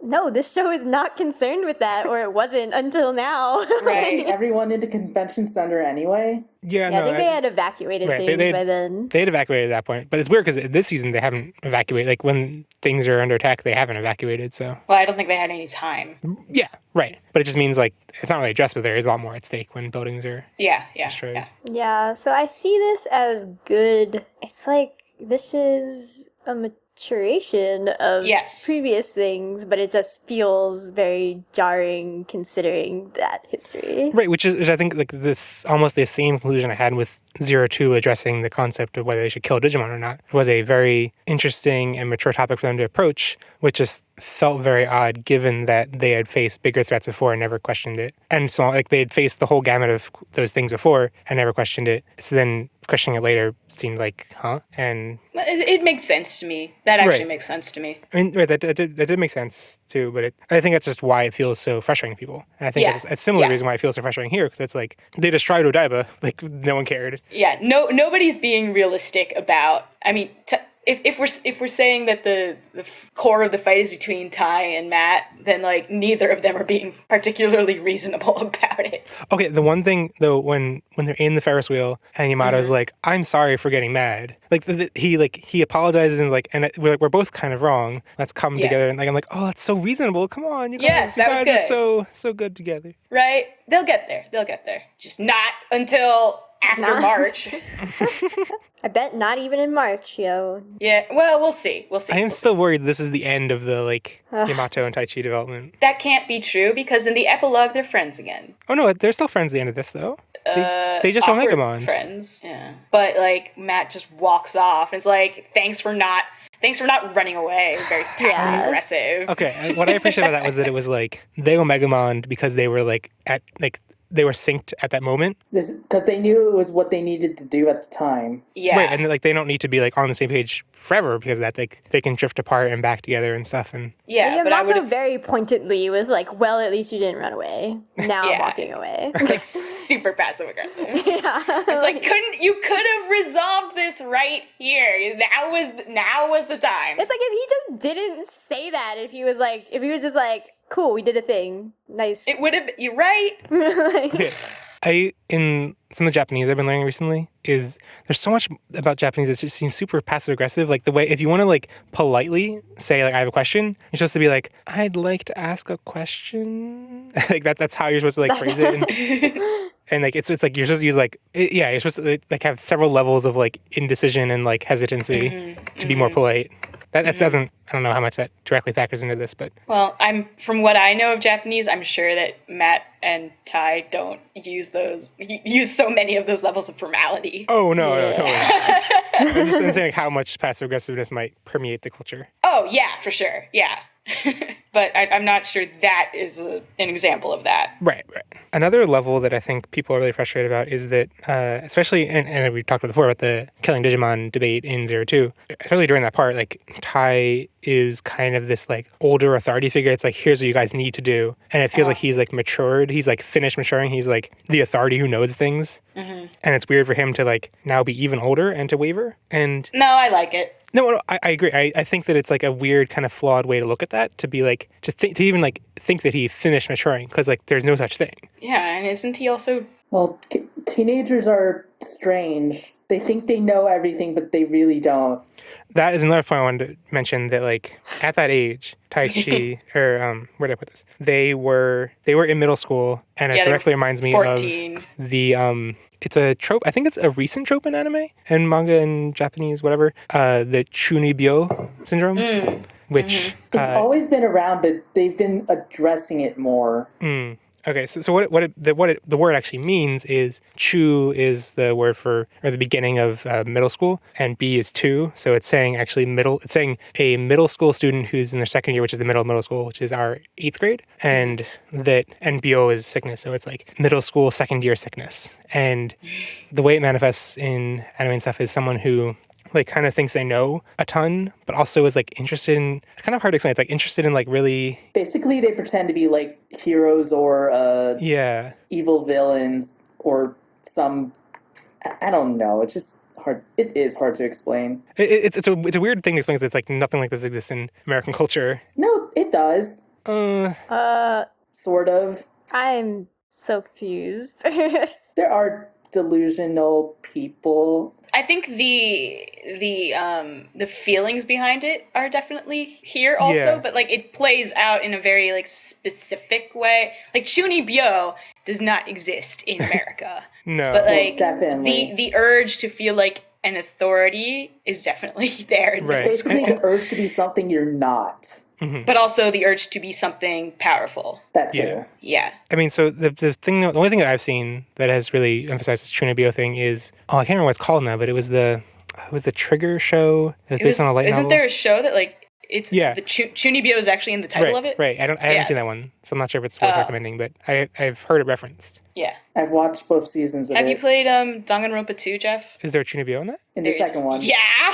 Like who? I can't remember. Gundam. Tanaka. Gundam Tanaka. Oh yeah. God. No, but Were you even playing that game? For I mean, real? he's weird because he's hamsters, and like I don't know, something about that maybe not make the connection. He's like an extreme case. Okay, I'm reading the title, Chunibyo Demo Koi ga Shitai, which basically been in the English translated release, it was just Love, Chunibyo, and Other Delusions. The show that I was thinking of was called When Supernatural Battles Become Commonplace. Oh, that one? Yeah, which is like a slice of life show where they just happen to have powers. Right, they all have powers except for the main guy who has a crappy power, but he also is a chunibyo, so he like acts like he's like super evil and like he's, I don't know, like he exaggerates everything. Anyway, chunibyo is like this really exaggerated form of the sentiment. I think that a more less exaggerated form would be, which I haven't seen in a while, but Fully Cooley, main character Naota, has a very like all adults are stupid and like I'm not gonna be like that when I grow up kind of mentality. Which I'm curious to look back on because like I totally identify with that, and especially because like wow. I mean, no, because like you probably liked Catcher in the Rye too, didn't you? I never read it. Good. Didn't have to for school. Just don't. Yeah, our school failed on a lot of those big books that you're supposed to read. We had to, but I only read the first 8 chapters because our English teacher gave up on us about halfway through. I think Catcher in the Rye is okay. Do I have to leave this podcast now? No. Like, I know that it was, like, a personal thing. Like, I found the main character really annoying and could not deal with the book. Okay. You're just a phony. Another thing about the chunibyo thing, basically, once you're a teenager, you're just, like, you have to grow up in Japanese society. Like, children are allowed to get away with pretty much anything, sort of. But especially in once school, you're like the school for what I've heard is the school for elementary school is like just do whatever, have fun, and like especially English classes, like just be exposed to something. I don't know. There's kind of learning here, and that middle school I think doesn't wrap up until like 3rd year where you actually have to apply to high school. At that point, it's like you need to be in a great high school so that you can get into a great college, and college isn't actually hard at all. College is basically the other childhood, so you see a lot of people just like going all out with like whatever they want. Right, but it's a weird contrast because it's like in America there are plenty of colleges like that, but like they're not you go to them if you don't really, I don't know. It's weird because like in Japan, like you work really hard to get into college, so you have it as a status symbol, and then don't actually work hard in college. It's kind of almost the reverse of America, where you work a ton in college to have like things in your resume. Or that depends on where you go to college. There's definitely colleges where you go for the name. Asher and I would know nothing about this. But I think now, I mean, I think there's definitely pressure on high school students now to be like, in America, that they have to be super perfect to that's true. Get into, because there's so much more competition to get into any college. Yeah, it seems like things are drifting that way. Yeah. And like, especially in the years since we've been exposed to that. Yeah. But yeah. So anyway, I guess my point, the whole bringing up Chunibyo thing is that like that age that Tai and the other adventure kids would have been in 02 is kind of that peak of like being an adult for kids. Yeah. And that like now we're seeing them as like kids for adults, kind of like they're like the lowest stage of like almost being an adult as opposed to the highest stage of being kids still. That makes sense. Yeah. So it makes sense that the things that like they seemed like really like in especially in 02, like they seemed like such great role models. They knew everything. They like were so confident. They were like these leaders in the shadows that like could guide them anywhere. And now they're just like, we don't know what we're doing. I don't know. Yeah, and I think some of that also has to do with who's around now, and like he's not looking after his underclassmen, so to speak, his Digimon underclassmen. He's on his own for a lot of his revelations here. Well, he does have the one scene with Agumon. Right. But Agumon isn't helpful because Agumon's just like, I don't know, hug. Well, that's I think interesting about Agumon. We briefly talked about this in 02 with like, there was one reference to this, which was like, I think at some point where like Gatomon and Palmon are like in the trees and they talk about how like, we don't grow, but they do. And like that was never brought up, and it seems to be brought up here, and I hope they keep running with it. Which is like both Gabumon and Agumon seem like not equipped to deal with their partner struggles, but at least Agumon's like, I'm just gonna hug you. I don't know. Yeah. Support. And what if Gabumon like walked away, being like, "You need to figure it out." No. He pushed Yamato towards the group, and he was like, "No," and then Gabumon was like, "You're too complicated. I'm going." Still great, Gabumon. That was a great line. Gabumon's still the best. I think part of the reason the group, and Matt in particular, is giving Tai a lot of grief over this is that Tai is still supposed to be the leader. And I don't think Tai... the leader shouldn't waver even at all. Exactly. Like, if he falls apart, they all fall apart. We know this for a fact. Right. Like, this is the point of one of those arcs. Yeah. And that's really actually not fair on Tai. Yeah, it's not necessarily that I disagree with Tai's struggle. I just think as a story build-up and, like, timing-wise, it was really annoying to see him focus on the cell phone and the destroyed bridge over and over again. It was like, when, like, this is not... I get it. There's a clear problem here that needs to be solved. Like, I don't need to see this 3 times. Like, once was pretty good. Twice was definitely fine. And, like, it really focused... This is where I'm just, like, the writing and execution details just seem a little bit off. Like, I don't know, I just feel like the whole movie is kind of just...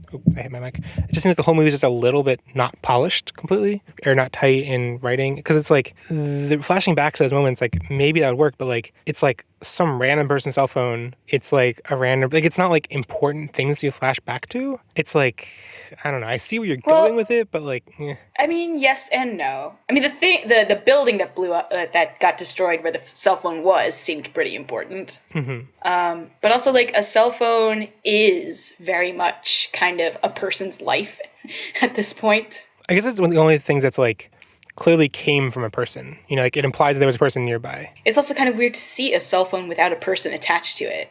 Broken cell phone is like a broken lifeline if you think of it as, like, something that would connect you to other humans who could help you.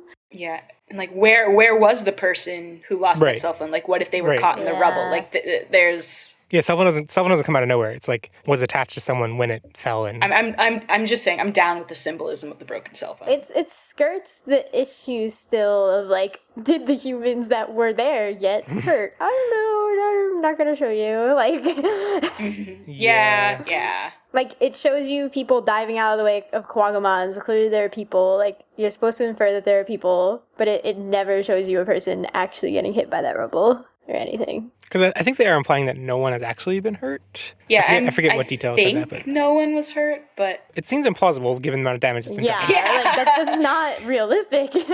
yeah. Yeah, I mean, on They're a smaller trying to note- trying to have their realism and eat it too. Yeah.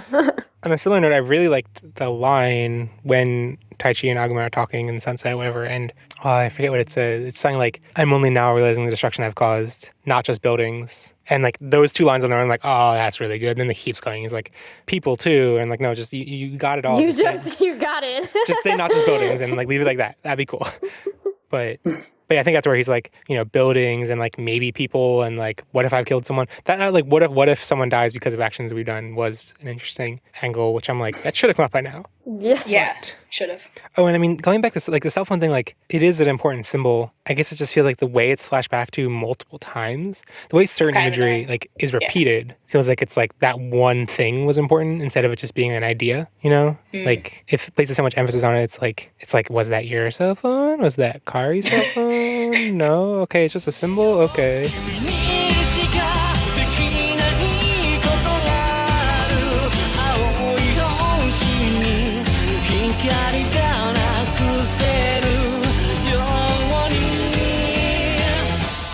So I feel like we touched on some of the things that I wanted to talk about in this, or like skirted them. But basically I wanted to talk about the intersection of growing up and forgetting, or if not forgetting, looking back at your memories in a different light.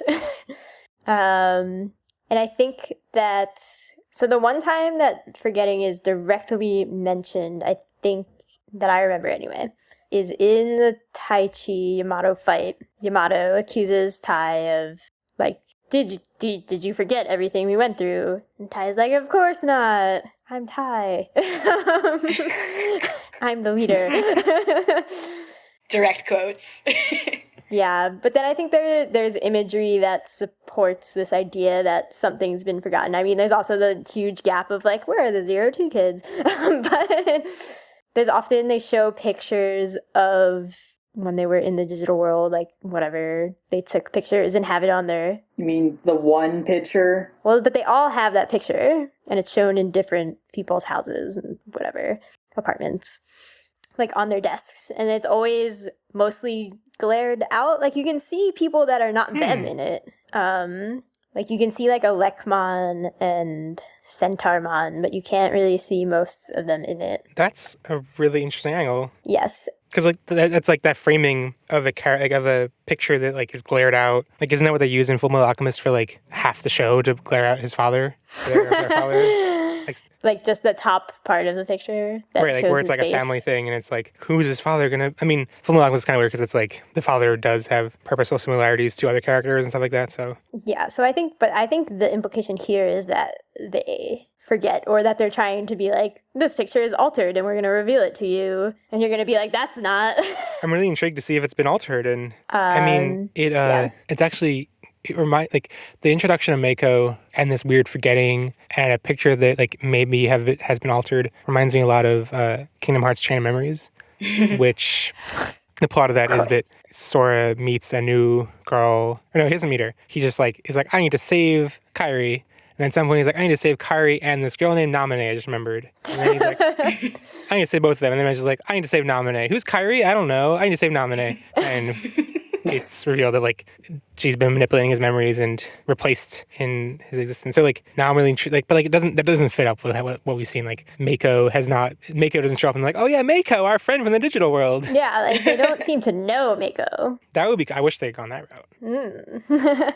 But the other thing that makes me think it's just about forgetting is that I'm pretty sure I only noted this once. Well, because I think I started skipping the song. But in Butterfly, the line is translated as, better you forget about unnecessary things, and it shows that picture being glared out. Ooh. Yeah. I mean, that would be very weird for it to actually be timed up that way. I'm an English major. I think everything is super purposeful. So that's the thing. I don't think it's purposeful.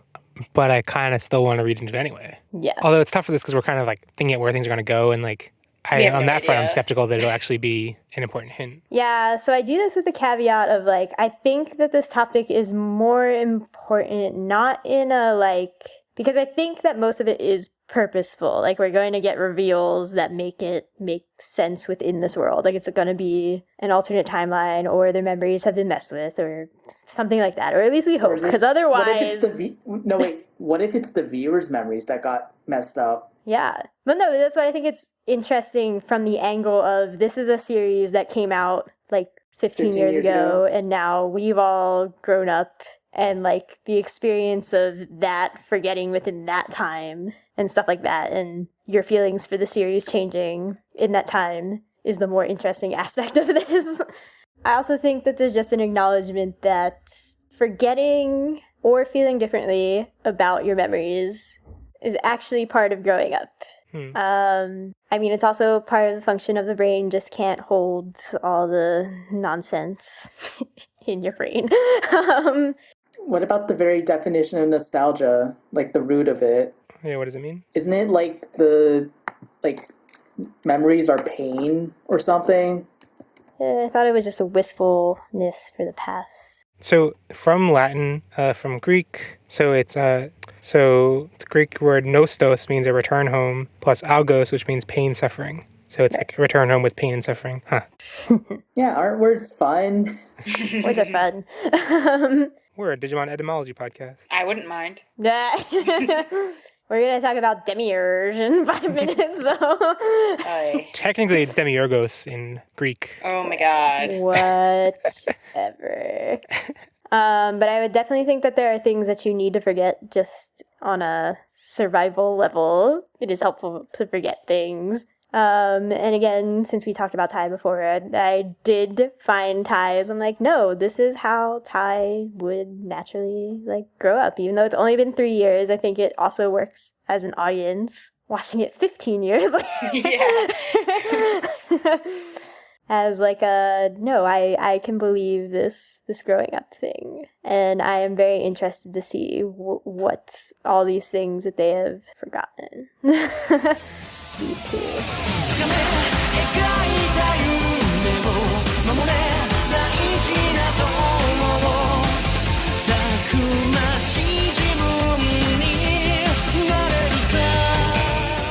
Okay, so let's talk about our BFF Demiurge. An idea, right? No. No. I don't like idea. I like Demiurge. Demiurge is my bro. Anyway, so I'm going to read I wrote down what the subtitles say for the opening narration. I'm just going to read it because it's really hard to follow, even like the sentences are really, I really don't like the subtitles Crunchyroll has because it's hard to follow, and I think that just contributes to the fact that it's a confusing concept anyway, and lots of random names and stuff thrown in. So anyway, okay. In the beginning, there was the soulless creator, Demiurge. Idea, the true figure of the world, and only shapeless, chaotic souls had existed in the entire universe. Demiurge does not know of the existence that had created him, nor the existence of the soul, nor even of Idea. The world he created was merely a shadow of the true world. So, first off, that first sentence is half of the thing, is not a logical sentence. It says, like, in the beginning, there was X, Y, and Z had existed. That's not a sentence. Like, It's not a sentence. You say there was X, Y, and Z, or X, Y, and Z had existed. You don't put both. Anyway. And it's also just like, yeah, it's not parallel, because it's like, there was a soulless creator, comma, Demiurge, comma, Idea, the true figure of the world. Like, no, just say, like, soulless creator, Demiurge, the true figure of the world, Idea. No, anyway. So Demiurge is apparently the soulless creator, and Idea is the true figure of the world. And then there are shapeless, chaotic souls, whatever. So is that Digimon? I don't know like how these pieces fit into the Digimon. Like, so it could first version, it could just be all philosophical. It could just be like abstract concepts to like set up something that we're loosely going to be dealing with, or it could be like literal mythological figures that are going to take Digimon form. It could be that Demiurge is. I mean, like we've had like Yggdrasil and Demiurgemon. No, it might not be a mon. Like we've Yggdrasil has been in Savers and Exelution. Like it could be a figure like that is just a thing called Demiurge, and there could be a thing called Idea. But so to make sense of this, I looked into. So I'm going to read the Wikipedia description of Demiurge. So okay. The word demiurge is an English word from a Latinized form of the Greek demiurgos, literally public worker, which was originally a common noun meaning craftsman or artisan, but gradually it came to mean producer and eventually creator. So it's like demiurge created the world. So anyway, the philosophical usage and the proper noun derived from Plato's Timaeus, written, blah, blah, blah, in which demiurge is presented as the creator of the universe. In the various branches of the Neoplatonic school, 3rd century onwards, the demiurge is the fashioner of the real perceptual world after the model of the ideas. In blah, blah, blah, the material world is evil, while the non-material world is good. So it's like what demiurge created is evil based on this like blueprint of the ideas, whatever. Accordingly, the demiurge is malevolent as linked to the real world. So humans are the evil. So where was the other thing? It's okay. No, here's some more clarification from the Simple English Wiki on Gnosticism, which is the school of philosophy, whatever, based on this. Gnosticism says that humans are divine souls trapped in the ordinary physical or material world. They say that the world was made by an imperfect spirit called the Demiurge. The Demiurge may be seen as evil, or sometimes just not perfect, but doing the best it can. So according to this, humans are not like evil, but like our physical bodies are, and are like the soul is the more like abstract concept that we are a shadow of. And oh boy. Okay, so to make more sense of this, I'm going to dive back into what I remember of it was our 10th grade history class, which we had to read that book, Sophie's World, over the summer. Do you remember that? God. Wait, did you guys read it too? I hated it. I actually loved that book, but at the time. No! So torturous. I was like, why? Why? I liked how it introduced philosophical concepts through a narrative, and I'm sure it'd be bad looking back on it, but I liked it. Anyway, so what I remember this concept, which was like kind of hard to link to this because it's like all this talk about like demiurge and idea, and anyway, idea triggered this thought, and then looking up Plato and philosophy and stuff, it is the same idea. And the way it's described that I remember is the allegory of the cave, which I think is a much simpler way to think about all this like abstract philosophical BS terminology. And the allegory of the cave was basically just that like we in our physical material world are everything we sense and feel and know is like the shadow of real figure. Like in a cave, there's a fire and there are figures in front of the fire. And everything we see is just the shadow of them on the wall. And that's just like the physical implementations of these abstract, like what we strive for, I guess. I don't, like this is where it gets in like philosophical BS. It's like, anyway, the material world is based on these like abstract blueprints, the ideas or the idea. And yeah, they're like, from our perspective, all we can see is the shadows. But like maybe if we like, I don't know, achieve perfection, we can understand ideas. And ignoring that, let's think about how it relates to Digimon in this movie. Because I don't know how it like... I mean, there's also the added factor. This is like this narration is being told over the scene we see of a white, I guess, egg. I don't know if it's Digi-egg that is being like fertilized by a black cube. I assume that was the infection. Right. That imagery of like it being infected with like a little fertilization thing like that was pretty cool. But does the infection how can the infection like play into this? I don't really... The only thing that seems obvious to me is like maybe infected Digimon are just like shadows of real Digimon. And I mean, also like if we're going to be dealing with alternate timelines and stuff, like maybe it is that the world they are existing in now is like something has happened and it is just the shadow of Shadow the Realm. real world. the Shadow Realm. They're going to the Shadow Realm. Nobody dies. Oh man, that lines up perfectly. They're just banished to the Shadow Realm. That lines up perfectly. I think that is what's up. I mean, the other obvious thing is that like we already kind of ignoring all in 0-2 we get tons of worlds. We get like the dark ocean and like there are lots of different worlds, whatever. But like aside from that, ignoring that, pretend that doesn't exist. And most of the time we're already dealing with like a real world and a digital world. And the digital world, we've been told, is like fashioned from the real world and is kind of like an imperfect implementation. Like it's, weird. Like we got all the weird stuff. It's like, this is a phone booth, but it doesn't quite work right. Like it kind of lines up with this like fashioned from the real world in its image and not perfectly. And so like maybe this is the origin story of the digital world. But like the language would make it seem that the real world, the material world, is the one that's supposed to be the weird imperfect shadow, right? Although I mean, material, all that stuff is not. That's all in the like Wikipedia descriptions. That's not in the narration. Like the thing is, like this narration is clearly. It's not like, hey, look up Platonism and dig into that yourself. It's like we're pulling some details from it to craft this narrative and framing thing. Like, yeah, just the fact that everything else about Demiurge and Platonism mentions real material, I don't think it could be totally different in this universe. So, but it makes it seem like Demiurge and Idea are characters, are real things that exist. Right, so Idea, I mean, it did seem inconsistent. Like, it seemed like a bunch of things referred to not just this, like, one singular idea, but, like, ideas. And what I remember is that it's more like each kind of thing we think of as a concept has an idea. That, like, you know, each of us is sitting on a chair, I presume. And, like, these are all malevolent, evil, physical manifestations of chairs. But, like, we have some shared concept of what a chair is, a true chair, an ideological chair, I don't know. And I do remember hearing that kind of argument in 10th grade. That seems like BS to me because it's like, no, a chair is not an internal thing. Like, a chair is a social construct. And a chair is something that somebody invented somewhere. Right, and like, whatever. That we have now all know it as an idea. Right. But we all know it as an idea because we've seen lots of different versions of it. And anyway, yeah. I mean, I'm trying to also think like, in 02 at some point, I think it's like when they're dealing with like Sora's dad in Kyoto, they talk about like I guess it was like a theory for the digital world about like we've always had spirits and like maybe that's what Digimon are, just manifested in the digital world. I think that's how it went down. And I'm wondering, does that play into this at all? I guess it's really not. I don't see how, unless like those like spirits that would manifest, like if those are imperfect manifestations of humans. I don't know, because it does seem like the shapeless chaotic souls should be people, right? I don't know.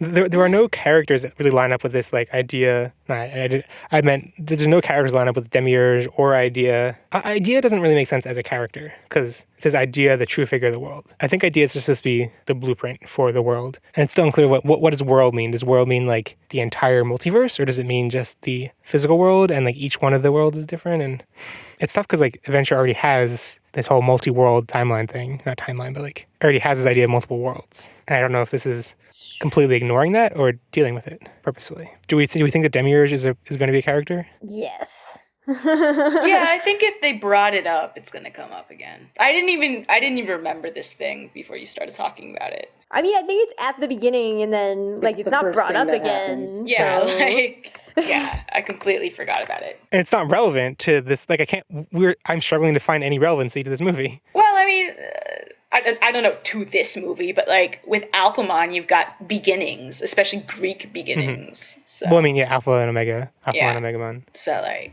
That's the only connection I can make with this installment. Mm-hmm. I mean, it could for some like okay, this is totally my own like I don't know how this happened, but like when I close my eyes and I just like say Demiurge, the image of Alphamon is what comes to mind. No, Alphamon can't be the Demiurge. Yeah, why not? Alphamon is Demiurge. He's not a god. I mean, it doesn't say god; it's just a soulless creator. I mean, Alphamon like creator is okay. But Alphamon was shown seemingly be like infected. Like, his eyes turned weird at one point. I mean, we're going to have a whole segment for predictions, but Also, isn't Alphamon a royal knight? I feel like there has to be some... Do we know royal knights exist in this timeline? Like, they might not. I don't know. I don't care. There has to be something above the royal knights. Not necessarily. I mean, they exist, but they probably don't exist as an organization. There's got to be a royal king. That's Imperial Dramon. It might be that his name literally means like beginning, or it's the first Greek letter. Like, I mean, it might be that where they're going with this lore is that Alphamon is the creator of the digital world or creator of Digimon or something. And I guess in my mind, the first in a series of created things is not the creator. Who like if he's the first letter of the alphabet, what's before the alphabet? Or what creates the alphabet? I see your point. Exactly. That's what I'm saying. That's how I feel about that setup. Also, if they already beat the creator, like that's a huge letdown. He got away. No. He got away. Yeah. Oh yeah, he ran away, so they didn't actually do it. Yeah, well, I still don't feel like he's the most ultimate whatever. I mean, hopefully, it will be kind of disappointing if it's like it ends the same place it started. Yeah, well, that would be its own poetic whatever. Yeah, I suppose. But no, definitely not as cool as having somebody behind him. Yeah, I think the first PV we saw a fight with Alphamon and Omegamon with like a weird blue digital world background, that maybe that was just maybe that wasn't actually going to be a scene, but like if that's a scene, then that hasn't happened yet. So hopefully hopefully that's not the end of the series. I doubt it. Wait, what scene? There's there's like a shot of them fighting in a digital. It's like a weird background space that's all like. Oh, right. Yeah. There's no way they planned out all the animation yet. But they could have planned the story beat of like they're gonna end up fighting in a weird nega space. If anything, I bet that's going to be the third one. That's a random number. Yeah, but Because it's the middle. That's true. I have no idea what to predict in terms of like a climactic arc for this because it's like, is it gonna fall like the Rising? Is it gonna be like the fifth one is the climax and then like sixth one is resolution? I don't know. This is bizarre. Like a six movie thing, or not? I mean, it's not movies. It's like whatever, like 720. Is that right? 720 minutes of animation. I don't know. you want me to do math? So yeah. I mean, I guess probably what'll happen is events will happen that make us more and more hinted into the meaning of this whole Demiurge philosophical mumbo jumbo, and maybe eventually it'll become clear. But for now, it's not. My last point about this is this all just silly pretension? Probably. I mean, okay, I guess we don't know. Like, we'll see how it turns out. If it was, well, I guess I'm just thinking of the like our discussion before about philosophy. Like, I think that this concept that like the world is just, or like the things we know in the world are just imperfect like representations of perfect abstract ideas or whatever is like a really basic, simple concept wrapped up in all of this like kind of BS. Philosophy. Yeah. It's philosophy in a nutshell. Which, I mean, I guess the intro, like the intro narration does a good job of that. It basically spells this out, and the only thing it does that like maybe could be read as pretentious is introducing these names, Demiurge and idea. You know, like otherwise it says like, you know, there was a creator who created things from a, you know, like whatever, did not know existence and stuff. Like, so it kind of avoids like reading the Wikipedia descriptions. It's all like gets more into abstract terminology and stuff that you need to know more about. But I don't know. I was also thinking like a perspective of like, there's one thing to be like using things to sound smart. And I feel like maybe this is more using philosophy to make it more intriguing, to make it like, if you have this basic idea, but like if you wrap it around like, oh, we're going to use terms from Plato's philosophy, that's like more interesting. Not that it's like pretending to be smart, which I don't know, I guess I haven't really seen people complaining about that. It was kind of when the trailer, it wasn't the trailer, it was the first 5 minutes was released or leaked or whatever. And it mentioned this, and I saw tons of people, I saw a couple people be like linking to Platonicism and like, oh, they're pulling in Platonicism and like being really excited about it. And I was like, what are you talking about? Like Platonicism? That's so stupid. Stop using these like fancy words for things. Like I had kind of the reaction of like, these fans are just being pretentious to throw in these fancy words. And then looked up and like they weren't being pretentious about that. Like it was the like actual terminology and names for these things. But just because it's the actual terminology and names doesn't mean it's not pretentious. I suppose. Yeah. There are always simpler ways to say things. Yeah. Although I just, like when I was describing it just now, I was like, how do I say this in a simple way? It is harder to say things in a simple way. Sometimes. It is, but that doesn't mean that. Never stop digivolving. Okay. Keep thinking of simpler ways. Digivolve to pure simplicity. Yes. Pure Please. simplicity is the idea, and we are just... God! Well, then why... Ashley's gonna cry. I'm fine. So I don't feel bad about saying that was a failed attempt to make sense of this stuff, and... Good try, though. Good try. A+ for effort. Good try.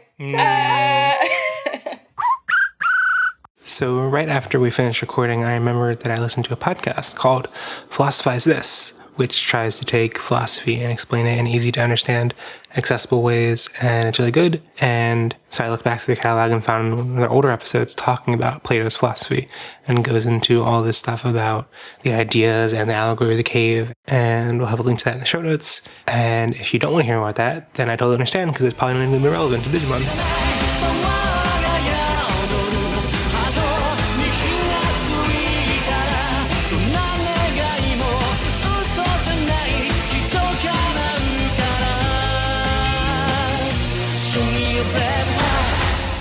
And now onto Pew Pew Pew, our rapid fire segment where we basically just say anything we didn't mention before that we wanted to say. We wanted to get out there and didn't have a shot, didn't fit into things before. So take it away, Asher.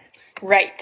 I thought that Tai and Kari's mom calling Gatamon and was it Agumon at the time? Yeah, I guess it must have been. No, it's Greymon. Greymon in the house. Greymon I was trying to remember it was Agumon or Koromon. Koromon hasn't really been in this. calling him Tail-chan and Agu-chan was super cute. I missed that. I miss that. Super cute. Aw. I was almost like, there's something off about their mom because she seems way too into this. I don't know. No, she seemed fine.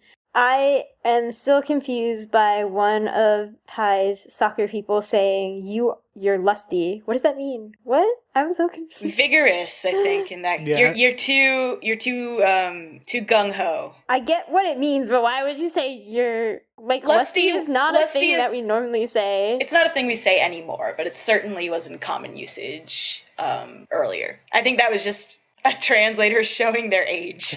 I mean, so apparently, like, the technical, like, I assumed it was just, like, showing lust, and it's, like, a lust for the game, for soccer. But apparently, like, the definition, it says strong, healthy, or vigorous. Yeah. So I guess it's, like, your body is capable of lust in the physical sense, and so, like, so it just means, like, vigorous. And I think possibly lust, the noun, maybe meant something different before. Mm-hmm. I'm not sure lusty has to derive from our understanding of what lust is. Mm. I would have to look up more. Yeah, apparently it's like the Middle English lusty meant like mirthful, pleasant, delicious. Yeah. Although the cardinal sin was lust still, but that might mean that it was not necessarily carnal sex lust. Mm-hmm. Like any kind of lust was sort of bad. I mean, lust is the one that like can go our fingertips, right? Yes, Jeffrey. Okay. I still found that translation very strange. Totes my goats. Mm-hmm. Totes my lusty goats. Well, it may also be a case of that kid using slightly outdated Japanese. I don't know. Yeah, that's true. Maybe. I don't know. Can't blame it on the translator. I can blame it on whoever I want in ignorance. That's true. All right. You could do whatever you want. This is America. Exactly. So, have we talked enough about the 02 kids and what is up with them? I mean, I don't know how productive a conversation that's going to be. Yeah. I mean... We should just wait to see what's up with them. You're right in terms of, like, finding out an answer. I still feel like it's an unsatisfying movie to have them be such an unknown, and also... It wouldn't have been a problem if they hadn't shown them falling at the beginning. I mean, if they have this weird beginning thing, like, yeah, and then it doesn't matter for the rest of the movie, and that does feel weird. Yeah. And I feel like they kind of expect you to forget most. Like, I think most people forget the crap about Demiurge, but they definitely remember the 02 kids. Because we care about the 02 kids. Like... You don't care about Demiurge? He's my BFF. No, I don't. No. I feel like the point of putting it at the beginning of the movie is to be like, look, we haven't forgotten about them, but they're not here for now. I get that. However, that does not mean it is good. But it also doesn't align with the sentiment we get from the characters, which is we do not remember them at all. And that might be purposeful. Hopefully it's purposeful. Yeah, it's weird to remind your audience of them when it's like, but nobody in this universe remembers them. Like, it's not that they don't remember them, it's just they don't seem to notice or care or there's no evidence that they remember them at all. The only time that it's shown is in that beginning, and you see Maki has a thing that says they're there. Right. Somewhere. My first thought was like the fact that it's on those monitors means that they haven't been wiped from this timeline or whatever. But it could be a memory wipe thing where like they physically exist, and so only people who had memories of them lost them, and so like Maki being external to that still has memories of them or whatever. But they can't just be missing because they have to be. I guess that's the thing. Like they could just be missing and just not really relevant to these kids' lives. But doesn't it, especially when Digimon get evolved, it seems like weird that they do not come up at that point if they're just missing. Honestly, actually, there's one thing that bothers me about the 02 kids missing. Ken's run away before. Wouldn't his family be freaking out again? Yeah, unless he doesn't exist. Maybe we'll find out more next time. I guess there was, I can't remember what it was, but there was something there was like a line that seemed to hint that like, yeah, they were just missing, and that would be infuriating. But I really like to think that they're not just missing, like they exist in this world and they're missing. Like I really want to believe that there's going to be a better explanation for why the original Digidestin don't, Or whether, they're just like, but okay, so this might be what you're thinking of, that like I've heard people speculate that they vaguely mentioned that a year ago they stopped being able to connect to the digital world. Right. And so Yeah, I think a bunch of people are thinking that the events we see of them falling down is a year ago, or somehow involved in that like something happened and No, but by that logic, if the O2 kids are the only ones who can open up the Digigate, Hikari and TK would be able to do it too. I didn't think that. I thought it was that they possibly got stuck in the digital world. It's not like they just lost all the Digigates. It's like they were in the digital world. Something happened that closed all the gates for everyone and trapped them in. Okay. That makes sense. I like that theory. I would still want to hear about the kid. Like the other layer on that I am adding is that like, and whatever has happened to them has made them start to fade from everyone's memory. Because like there should be at least some mention of like we miss them, or like we should save them someday. Or like now that the worlds are connected again, can we go find them? Like there's mention of it still. That's infuriating if that is what is happening. But I think that, especially when we talked about memories, like I think that tying it into some kind of memory loss will be a very interesting thematic approach from the take. So I kind of hope they go that route. Yeah. Again, I really, really hope that there is some in-story explanation for why none of the Digidestin brought them up. So in terms of the like, are Yamato and Sora still dating thing, I feel like I don't trust the production enough to be like, that's definitely purposeful. For this though, I'm like, it would have to be really bad for this not to be purposeful. Yeah. Like, it has to be so much messed up. And it's still possible. Maybe I'll be disappointed. Maybe. We'll find out. Asher, who's your favorite character? Didn't I say? No, just in general. Like, not in this movie. My favorite character in all of Digimon. Adventure Together? Yeah. Why are you doing this to me? I was looking for a specific answer. Joe? Okay, Joe. Thank you for your position. So let's talk about Joe's struggle. Joe! Oh God, I'm so excited for more of Joe's struggle later. There's not much to talk about right now. Even the little we got, I think, was still amazing. Yes, but I want more. So mainly I'm talking about the fact that he is in cram school all the time, it seems, or in and school. And he's not doing well.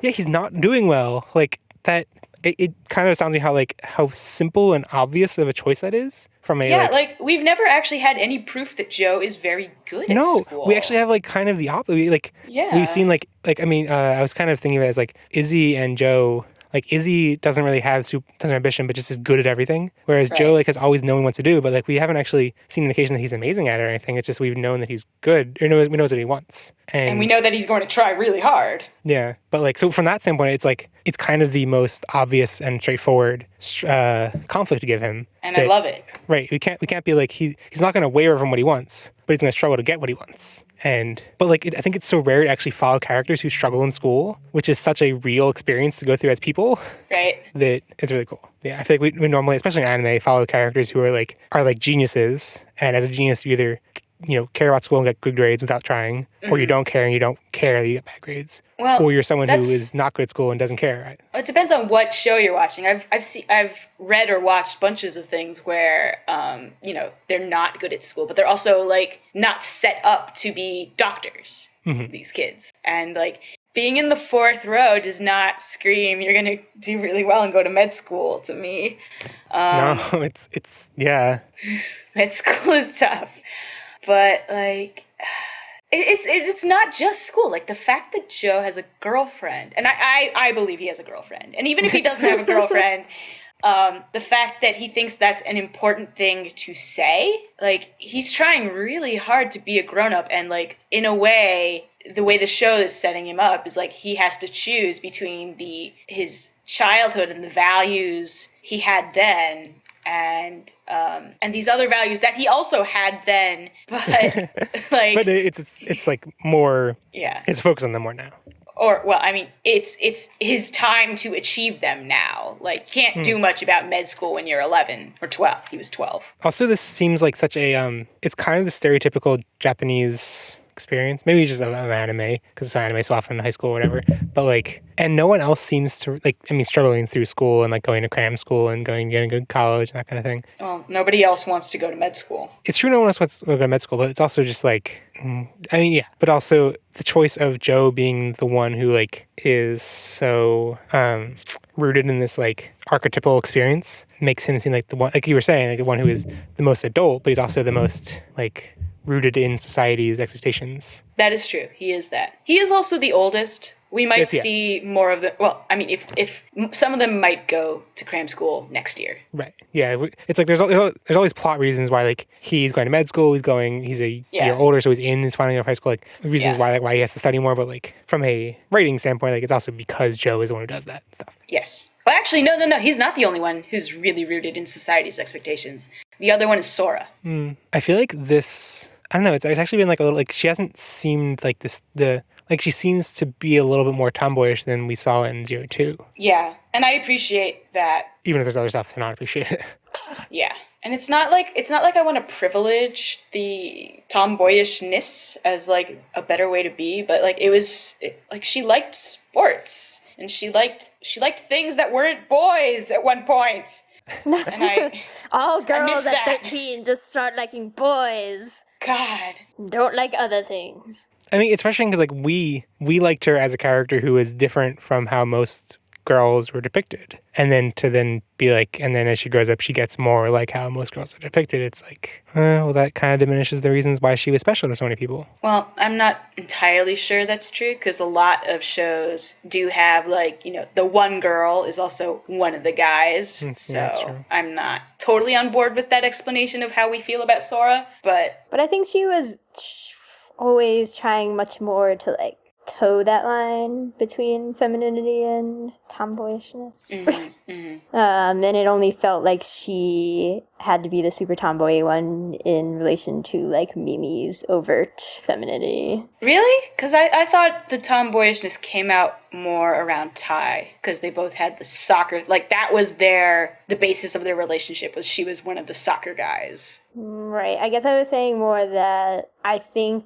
that we relegate Sora to super tomboy, even though I don't think she's actually portrayed that way because Mimi is portrayed as super feminine. Yeah. Yeah, I think you're right about that. Whereas, like, I think in mostly when that is portrayed, it is a more extreme example of tomboyishness. Yeah. That Sora does not actually display. Yeah. Good point. That was definitely something I noticed going back, and I don't think I ever brought it up, but like watching Adventure again after a long time, I was like, oh, Sora is not as tomboyish as I assumed when I was 11. Yeah. Anyway, last point of my show was just that, like, in addition to struggling, I mean, I guess it's tied in to struggling with school, but like, he's not just struggling with like his performance, he's struggling with like time management. And, you know, like his mention about like having a girlfriend is like, I barely have time for her and can't do school and I can't do this other thing too. And like, he's already, even before the Digimon come in, he's like struggling to just keep up with his girlfriend. Yeah. What if Joe's girlfriend is Mako? I don't like that. That wouldn't make sense. That wouldn't make sense because she just moved there. Maybe they're long I want to see Joe's girlfriend. I'm very curious. I hope she's awesome. I mean, I did get that vibe because, or not vibe, I had that idea planted in my head because they look similar. So I was like, oh, maybe that she's a girlfriend. And I was like, no, that can't be because they've already like been in a group and they haven't seen each other. And like they haven't actually. But no, he hasn't been there, Which is kind of, I'm like, that would kind of reframe our like, why hasn't he been around that much? Maybe because they wanted to avoid them meeting in front of everyone else until the second episode or something, second part. You're going to break a lot of shippers' hearts, actually. Yeah. A bunch I've set off of a terrible thing now. A bunch of people already ship Mako and Tai. Yeah. Which is weird because they like barely talk. What? I don't agree with this. I would much rather have Joe and Mako. It's because they're trying to, make sure Tai's happy and Sorato can happen. Tai would not be happy with this girl. What? Get out. Ashley, you know nothing about her. We don't know anything about her. Oh boy. Anyway, so onto those goggles, Dem goggles. Those are cool. Them goggles that have a purpose. I like them. You were frustrated with that, Ashley, weren't you? It's foolish. That's taking the seriousness of the details that they previously did not sweat too far. 2 points I wanted to mention were just that, like, initially when Tai hands off his goggles to Davis, it's like him choosing, and it's definitely obviously symbolic, but like it's Tai choosing that he's giving, like he's passing the torch, and he's like, I'm ready to not be the one who does everything or in charge of whatever, leading. And we debate who he gives that to, but at least it's, I think we can agree that like Tai's choosing to give that away, whatever. But here, Kosher is one who decides, like, Tai's not like, I need new goggles. Kosher was like, here are goggles for you, and he accepts them. But like, it is a different dynamic than before. He doesn't really seem super enthusiastic with accepting them. He's like, okay, I'll just put them on my face. Because he's not like, this is super impactful. These goggles mean so much to the fan base. Yeah, he's just like, okay. He should have realized how much that would mean to the fan base, actually. Yeah. So, the infection. The infection. I was like, it's kind of, maybe it's just the imagery of the egg being fertilized by that dark cube. I'm like, this is kind of similar to dark spores? Are we kind of retreading the same territory? I'm okay with that. I guess dark spore people were not, okay, I was going to say they weren't visibly infected, but some of them had flowers growing out of their head. So all of them did, eventually. But I guess dark spores were always like a human thing, like a human infection. We didn't see what happened when they infected Digimon. What about Genai? That was something else, wasn't it? That was like a dark sphere thing, which is even more similar to this cube. Yeah, thing. but it's still similar in a sense. No, it's even more similar than dark spore because it's just like a single shape thingy thing. Also, Genai is closer to a Digimon than he is to a human, isn't he? Who knows? He's Demiurge. That would be cool. It's possible. I like it. It's also similar, the infection similar to the X antibody from X Evolution movie. And I'm like, Meikomon has like the same, not the same. Meikomon, like the design has lots of X's on it and stuff. And I'm like, I don't know. And yeah, it's infection. I guess we don't really know too much about it to really talk about it too much. In addition to being Joe's girlfriend, yes, Mako is the infection. That's my canon, and I'm sticking with it. Girls are infections, Ashley. Yeah, no. Anyone else think that Meikumon looks really weird? Yes! Totes. Oh man, creepy. I'm like, What? that's not a Digimon. What is that? That's not a thing. She's too... Wait, what shape are the eyes? The pupils, I mean? Are they Are X's? they X's? They're like X's or crosses or something. Her creepiness incarnate. They are creepiness personified. She's also just like not... Something's off.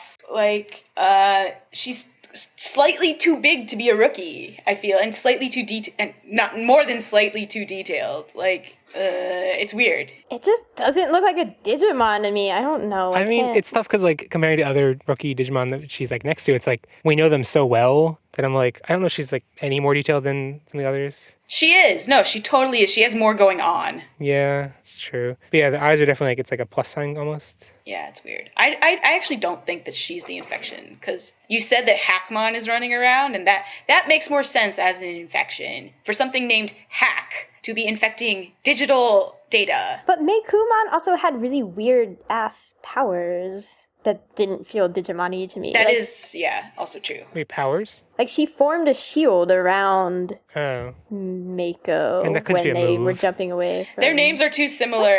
It's like, Yeah, they really like, are. are you Really just, annoying. That is one of those things that's like, that's off enough to be like, there's something off about this guy. It's like, this is clearly, these aren't real. Like, one of them is just the same name as the other. It's Mako and Meikomon. Like, That's why I keep getting really confused. I'm like, wait. okay. Well, so actually, the subtitles are kind of weird because it's like the official subtitles say Meikomon, but it's actually like in Japanese spelled Meikumon, and that's how I say it. So like, I don't know. They are said slightly differently, Meiko and Meiku, but Yeah. I just don't really get a Digimon vibe from Meikumon. I mean, so Meikumon's also that the inspiration is a Maine Coon. Yes. Makes sense. Oh, what? What? A Maine Coon cat. Although apparently they're not called like Maine Coon cat. Like I'm like, Yes, they are. I mean that is like, but like if you just look up like the Wikipedia page, it's like the Maine Coon. Oh, without the cat at the end? Yeah, Well, that's fairly normal for breeds. Like, you don't call it a poodle dog. it's true. Poodle dog. I got my poodle dog here. Yeah. That's just why a Maine Coon. I just don't understand. I'm so confused by this Digimon. So Hackmon also, I found conflicting information about this because it's like the Japanese word is Hakumon and the official like Digimon, I forget what it's called, like the card information where it says Huckmon, and then on Digimon Wiki it said that was based on Huck Finn, like Huckleberry Finn. So I'm like, no, what? Huh? That's random. That No. doesn't make And sense. I couldn't find like a source for that. And then it also said that hack wasn't hack like hack a computer, it was like hack and slash. I debate that too. Right, like it seems so like Digimon, you have a hackmon, like come on, it's gonna be digital hacking, it has to be. I mean, unless it's got like an axe out of nowhere, yeah. Oh man. Yeah. In the early pictures, I thought it actually just mostly looked like Omegamon's head, but like Yeah. floating. I was like, why does very Omegamon's head confused. just like have it like float around? Oh no, I thought it was Alphamon's head actually. I was confused. It took me all 3 watches to finally be like, oh, it does have a body or something. That's what I watched 3 times. That's exactly why. Did we talk about? I can't remember if it's been recording so long, I forget. Like Taichi's comments that or like the whole idea that Digimon haven't grown. We did mention that briefly. The only other thing I had to add to that was like Taichi comments that Agumon's smaller, and I'm like, apparently like he is like if you compare the designs, he actually like is thinner now, and I'm like, I don't think literally you're supposed to think that Tai thinks that or that he like. Yeah. I think it's just that from his perspective, he's gotten bigger. Agumon stayed the same, and yeah, and also the fact that the Seiyu or the voice actors for the Digimon have not changed. And the kids have, I think, is a pretty good reflection of that stasis on the Digimon part.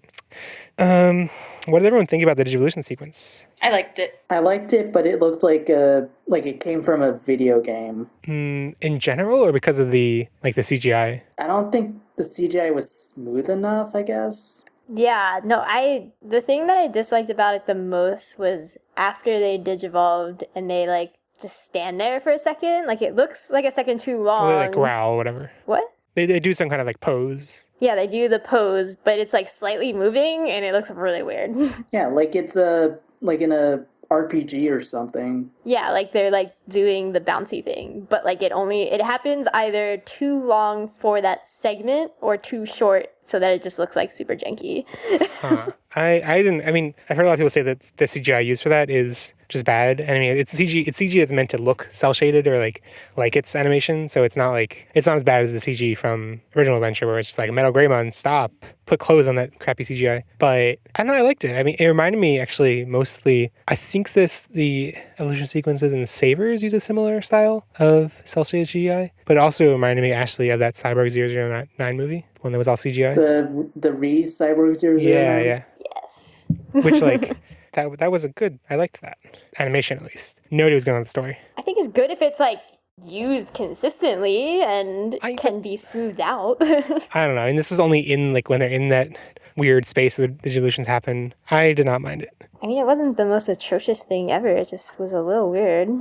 I did think the whole sequence was a bit too long overall. Not that like that was bad, but like there's a lot of stuff before like all the little things that form the egg coming together, and I don't know. It was good overall. I think it was on Lost in Translation Mon. I think it was Mark mentioned that it like has all the same components of the original evolution sequence, just like done in a new style. And I tried to compare and I was like, I don't see how these line up. Like, I think it's pretty different, but not in a bad way. Like, it still captures the spirit of it, but I like the idea of like them forming an egg and then coming out of that egg. I like that metaphor more, and also them coming out as it's kind of similar to the Tamers one. Can't remember how it goes now. And maybe it's a reference to Digimon Rumble Arena where they also do the Tamers Digivolution sequence for some reason. This is a minor nitpick, but like it happens throughout, and I can't describe it in like words well. But there's this like effect that happens during the evolution sequences. I think it happens during fights too. It's like a lens flare, but it's not like fluid animation. It's like a couple frames of. I wish I had taken screenshots because it's really hard to explain without that. Kind of like it flashes or something? Yeah, like it flashes, and it's like, they do it so many times, it's like, they clearly really like this effect. And I'm like, it isn't terrible, but why do you keep using it over and over? Hold on, let me find. It happens in all the evolution sequences. And I'm just like, I guess it's probably a cost-saving measure instead of showing the entire, like, animating the entire lens flare movement. I don't know what you're talking about. Here, I'm gonna get a screenshot of one of them. So it happens like when the egg, it's hard to like, without showing an emotion, you're like, okay, that's, so you can, it's this weird like line to the left. Like there are a couple frames of lines like that it's like throughout the movie. What am I looking at? In the Slack? The yellow line? Yeah, yellow line. Did you not notice this? Yeah, I noticed it, but it doesn't bother me. What does it? Yeah. It doesn't. Yeah, I guess I should say it doesn't bother me too much either. But it's like it's everywhere. Speaking of the Digivolution sequence, when they become champion, aren't 2s added to the 1s and 0s? Okay, so yes, I let me skip to my try part. My try. What's the deal with try segment? Okay, so it's always in the background. It's always 0s and 1s, and it's just when they've popped out on their body, it says 2s as well. That's like the only instance I can think of in this movie that actually deals with try or 3 at all. Did you guys notice anything that had to do with 3s? Love triangles. So I mean, love triangle is the only the love triangle isn't even emphasized that much. I said that mostly as a joke. Oh, okay. But like, is there anything else? I wasn't particularly looking out for it. I'm not convinced they're gonna like really play up the try thing. No, they have to. Really? Yeah. No. They're gonna. I mean, I think they were just trying to think of a clever way to say 3. I mean, for season 3. It's true that like any word they use for 3 would have. It's not like this is a more. It's not like try as the name makes it more needing to have some 3 references. But like they explicitly said in interviews a while back that like 3 is going to be a theme. Look out for it. And I'm like, I looked out for it. I didn't see anything. You lied to me. I think we need more parts. It's weird because I didn't expect it to be obvious from the beginning, or like some new mechanic introduced that had to do with 3, like, you know, triple evolutions or something like that. And it also is like this movie focused on Taichi and Yamato, not any dynamic of 3. I guess it's like Taichi, Yamato, and Omegamon. Maybe is a threesome, if you consider that. Be careful what words you use, Jeffrey. Okay. That would be weird. That would not work out. Yeah. Physically. Yeah. No. The threesome is obviously one of these love triangles that I hate so much. The main love triangle I hate so much. This is an excellent setup for a threesome, and it's not gonna happen. I appreciate that it like the love triangle really wasn't emphasized too much. It was still emphasized too much. It was still there. More than I wanted. Yeah, it was still there, which means it was there too much. So, curious what everyone thinks about the weird subtitle. I mean, not weird, not like the subtitles are bad or anything like that, but there are... No idea what you're talking about. There are interesting naming choices, because I guess it will be natural to expect... I mean, so it's a little inconsistent in the fact that we get the Japanese names for all of the kids, but not the Japanese name for all the Digimon. I think all the Digimon actually have their English names aside from Omegamon. So we get Gachumon instead of Tailmon, Beomon instead of Piomon, but then we still get Omegamon. I don't think it matters. I like really didn't notice. Yeah. That's the thing. I think to some degree that was the test of whether it was effective or not. Well, I don't know. It's tough because like I think that's what they're going for. They're like, it isn't noticeable to people who watch the dub. It's comfortable to people who grew up with the dub. But it makes me wonder why they didn't. I guess they probably couldn't get away with using the dub names for the character, like the main kids, because they're like too different, and you'd notice he's not saying Izzy, maybe that kind of stuff. Do they write it out as Izzy? Like I don't. No, they write it as Koshiro. Like I'm saying, the kid names are all Japanese names, but they don't use the Japanese names for the Digimon. So that seems a little weird. And I don't know. All I can think of is that like the Digimon names are mentioned less. So it wouldn't be as obvious if they used the English names. Whereas if they went by the names like Izzy and the main characters, then you would really notice that they were different from the spoken word. It's, I don't know.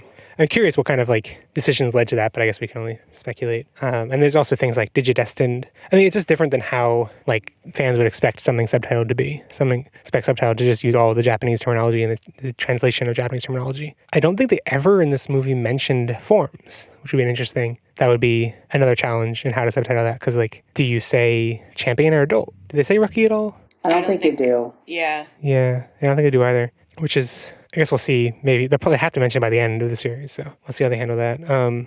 And I have seen some people be kind of confused why they went with, like, I think a lot of people, not a lot, I've seen that some people will be confused why they went with names like, I think they consistently spell Koshiro as like K-O-S-H, whatever, but not K-O-U. People are like, but why don't they put the U? And I don't know, it seems like they are consistently, the same with Joe, they don't say J-O-U, they say J-O. And I think they're just consistently going for, if it's a long O, going with just the O. Wait, they just said J-O for Joe? Didn't they? No. Yes. Really? I think so. I thought so. I thought they did J-O-U, but they didn't put the Y in, which is what I'm used to seeing for I hate Japanese the J-Y.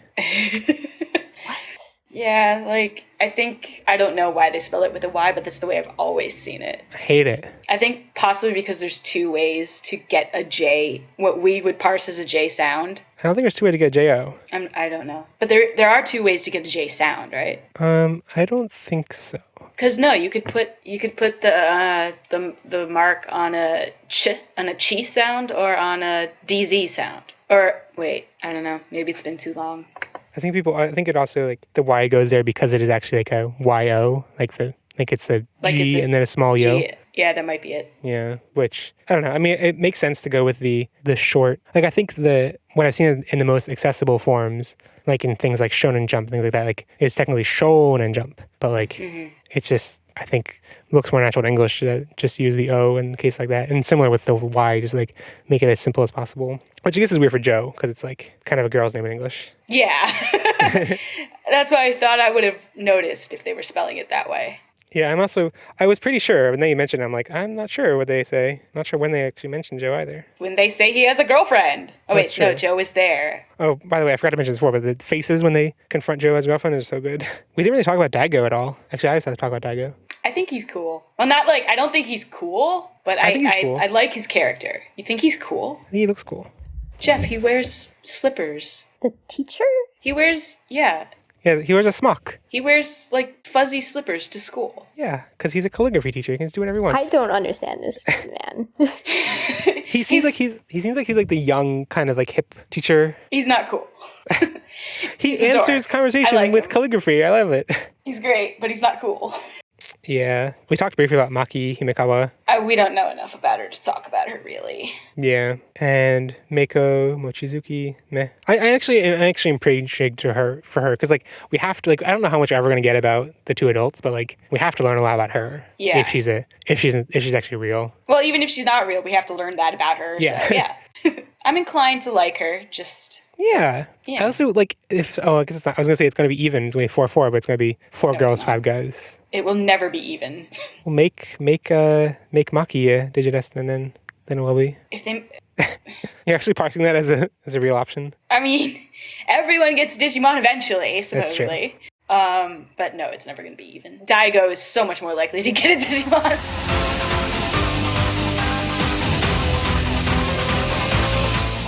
This is so new to me. I have so many unanswered questions. The whole thing is an unanswered question. It's like we don't know how it's going to turn out, so, like, everything's just like, what? And I guess we'll see if that's, like, a good what or a bad what.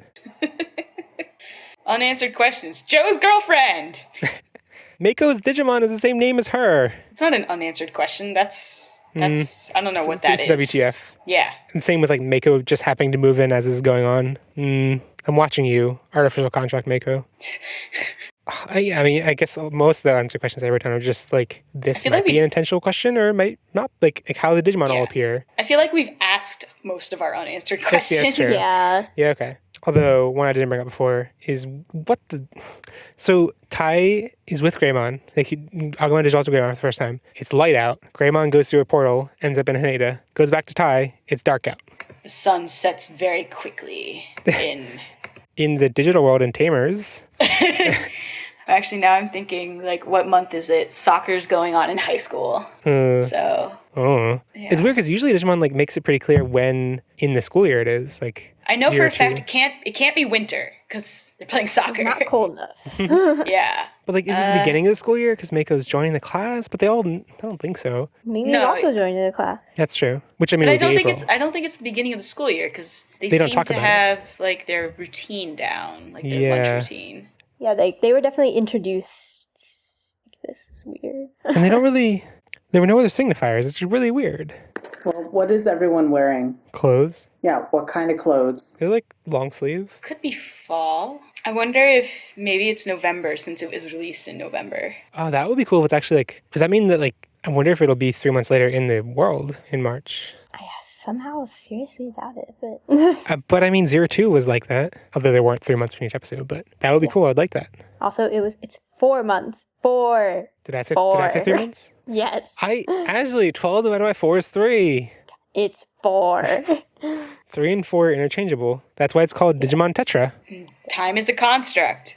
Are we sure that a calendar wasn't shown at some... No, there had to be a calendar at some point because Sora was debating... Is it in Sora's clock that was in a picture here? It doesn't look like it. We can find out if we're dedicated enough, but we're not dedicated enough right now. So I'm looking at Sora. She's complaining. She's like, I won't go to either. It says... does not say a time of year. It says it's 25 degrees Celsius. That's room temperature.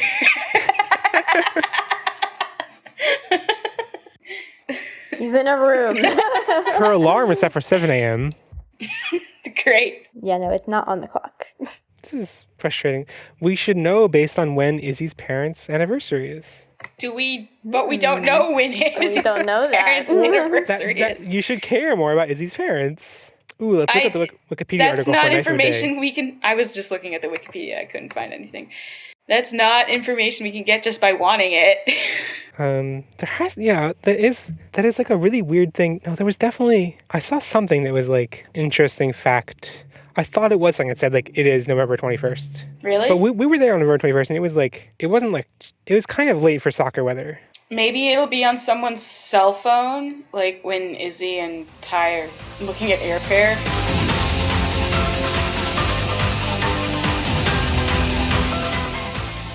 Everybody, it's time for... Terminal judgment. Is that the only thing you're using Robotmon for today? I don't know. It's actually kind of a pain to have like one thing that like I'll have to like keep that one track in just for that. So actually I should cut that out. But no, we have Robotmon read the outro line. Oh, you're right. The one okay. outro line. We'll keep it in. Robotmon, you only have one purpose. Anyway, are we gonna say I thought Jeff was typing something for Robotmon to say after that. But Nope. Are we gonna say it all at the same time? No, because I doubt we all agree. You're lusty. I am the opposite of lusty. We've been at this for 4.5 hours. So I rated it 3.5. 3. No, I was going to explain because there are lots of moments I really love. And like as we listen, it's like hard to just list all of them, but like also tons of moments I was like, ew. And I also just like feel like it is so off in certain points and doesn't fit together super well. But I'm excited for more. Ashley, what's yours? Epitome of mediocrity. Wait, do you think your rating went down after watching it 3 times? I think anybody's rating would No. go down after watching something 3 times. I think the first time I watched it, I was like, this is weird. Then we watched it in Japanese, and I was like, I am both tired and don't understand things, so I'm gonna discount this. Then I watched it again, and I was like, this is still weird, and it is now... The weirdness may have been slightly more infuriating, because it was a third time. But also just like... I don't know. It was hard. Like, I know that there are plenty of people who, when Agumon shows up, they're like, oh my god, Agumon. I'm like, what? Like, I don't know. I can't muster that amount of enthusiasm. I feel similar. No, it's not because like I can't muster the enthusiasm. It's because like I actually meant to have a thing which I somehow skipped over, which was just we can fit in here because I don't think it'd be too long. Which is a discussion of do we think this was made for new viewers? Absolutely not. Yeah, I don't say absolutely not. I would say not really. Ash and Angie, what do you think? I would say almost definitely not. No. So why do we think that it is not made for new viewers? I don't think anything made for a 15th anniversary is by definition. It is not made for new viewers. I guess the way I phrased it was not the best. I don't mean like... But no, like I also just don't feel that it is geared for anyone who doesn't know who these characters are. Mm-hmm. Yeah, like as infuriating as it is for them to all be off from the characters that we know, like seeing those flashes of the 02 kids in the beginning would just make absolutely no sense. But it doesn't need to. You had no background in this. But like not every scene needs to make sense if you go in without. But like you have no attachment to like wanting to know what happened to them. You also have no attachment to these characters. Like there's nothing super compelling about any of them except Koshiro at this point. Because that whole fashion thing is kind of endearing.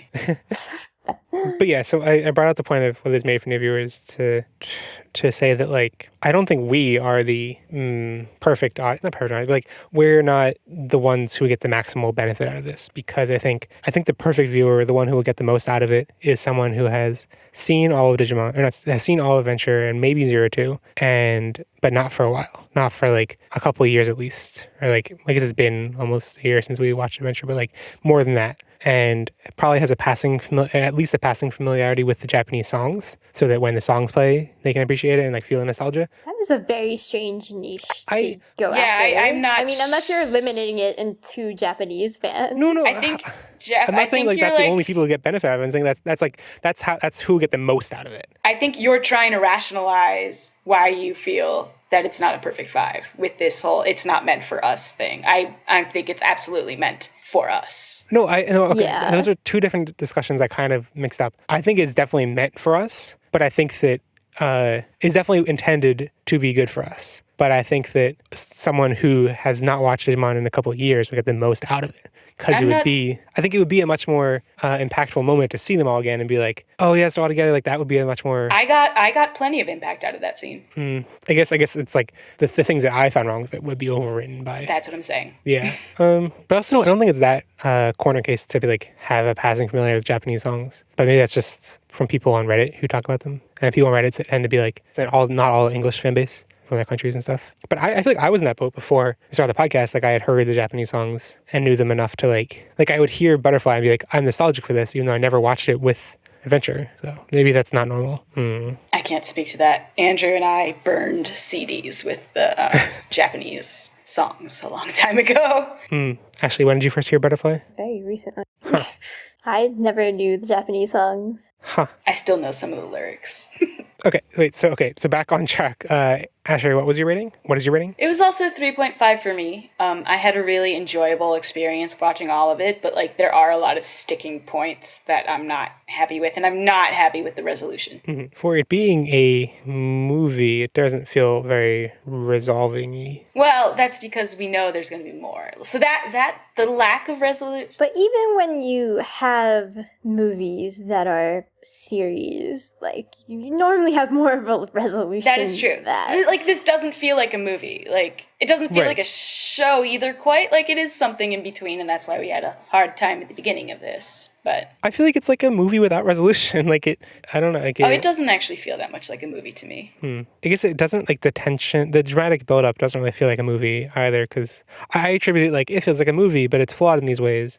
It feels like a really long episode of something. Yeah, that's true. That's a really long episode. Yeah, 2-hour episode. Andrew, you still there? Kind of. Well, tell us your rating. 3.5. I liked it, but the glaring plot point involving the O2 kids, that's never really brought up. Oh no, I guess we need to come to a like definitive unified terminal judgment. Well, you all gave it 3.5 except me, so I guess I will just concede an extra 0.5. This, you don't know how, like, this never happened, like, this doesn't happen with just one-on-one. She never concedes anything. She need to get more people to gang up on her. I am not an unreasonable monster like you think I am. Yes, I totally think of you as a monster.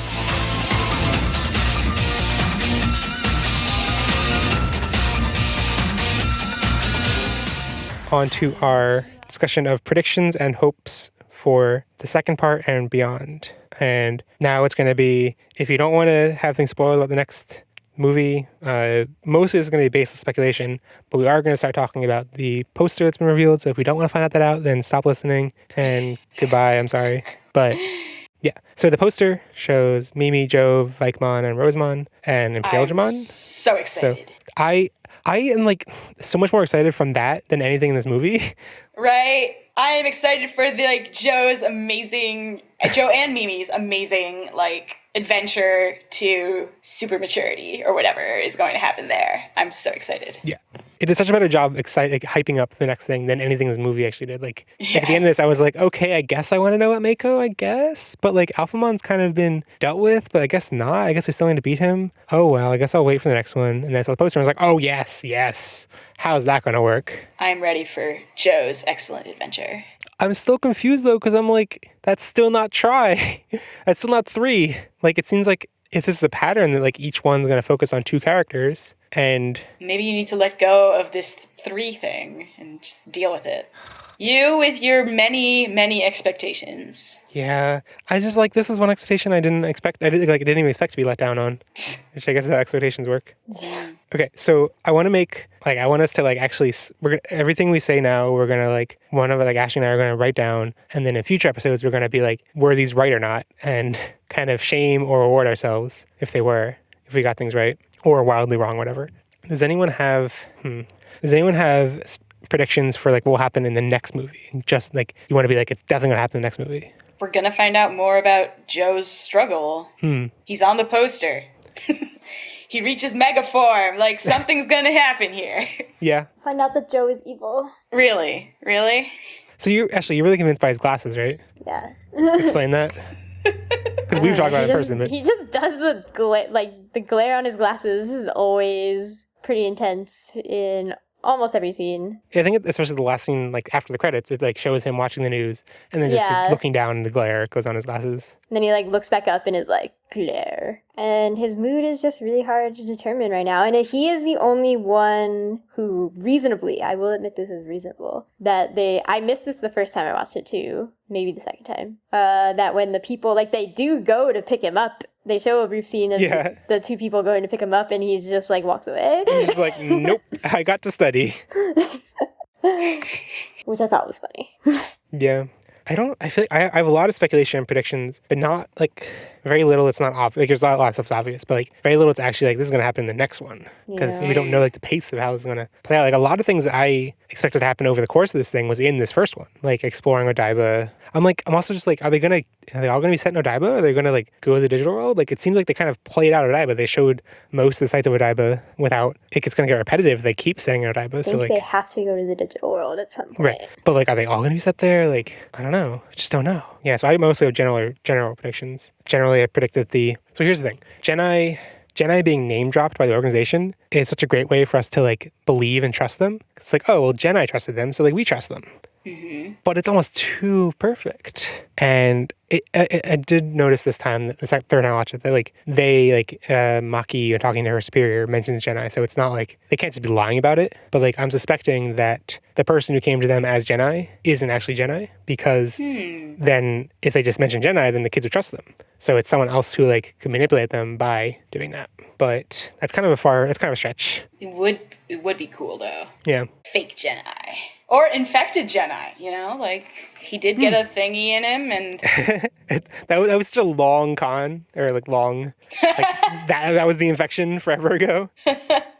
Well, hey, these things have a way of resurfacing. Data is never deleted, just reconfigured. So, I mean, I also generally put more stock in the, like, is the organization really that good? Like, come on, it's an organization, government. Like, it has to be evil on some level, right? Is it government? I don't know how else it could, like a private thing? I don't know. Yeah, it could totally be a private thing. Oh. Like some rich person. Sure. Who's a rich person? Demiurge? Maybe Jeff. Maybe. And I mean, my only thought about Tri is that like something Tri related is the infection. I mean, based on the fact that the Digivolution sequences have binary in the background and the Digimon themselves have trinary, ternary, and like maybe the Digimon we all know like have been infected already, and that's why they have the 3. Kind of out there. Okay, so you mentioned Nishijima Sensei's name, and so his last name is Nishijima, which means West and Island.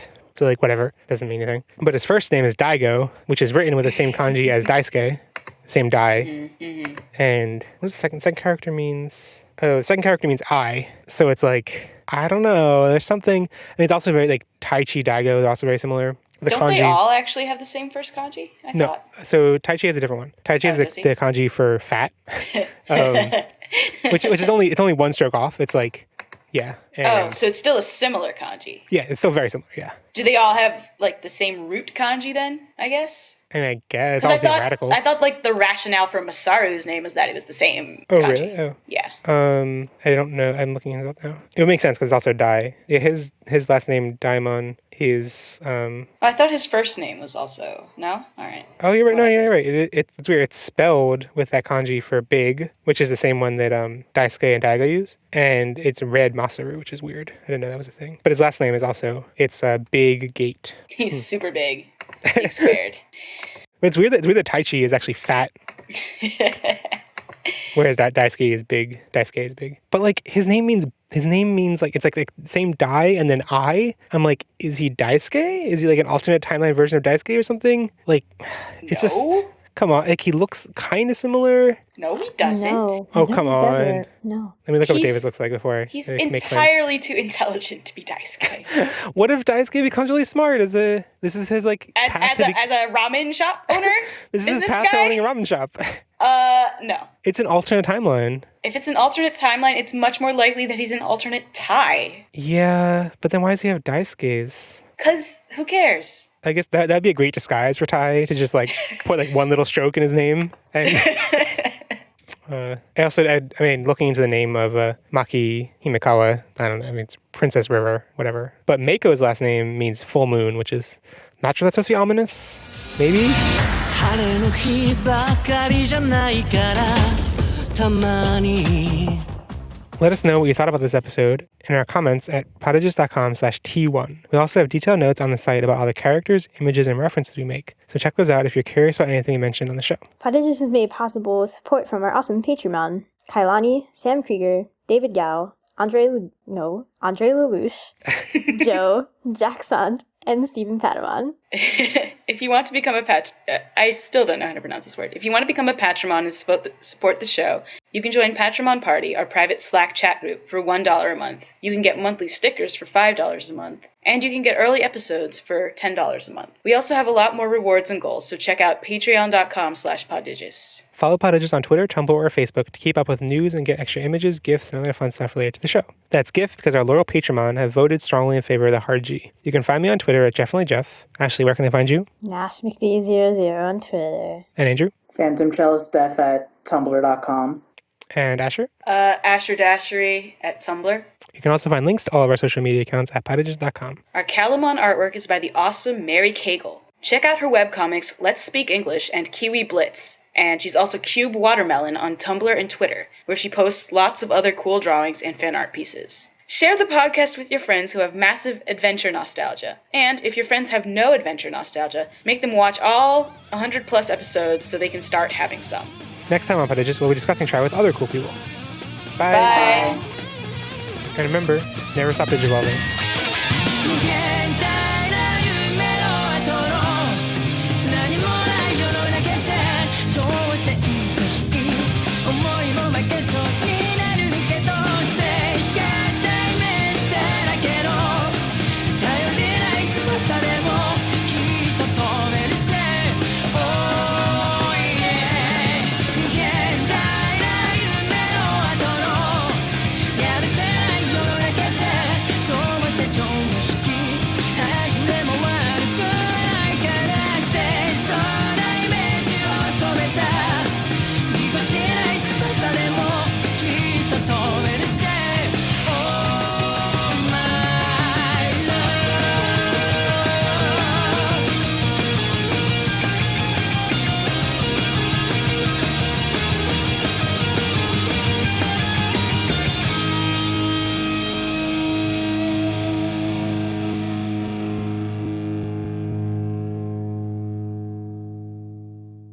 Butter Yes. try? No. I made those like several weeks ago. I put the ones that I thought fit best from the list. I am more inclined to go with something like Trial Run or Try On. Mm-hmm. Or kicking the Try-on? gear. There's already a Try-on.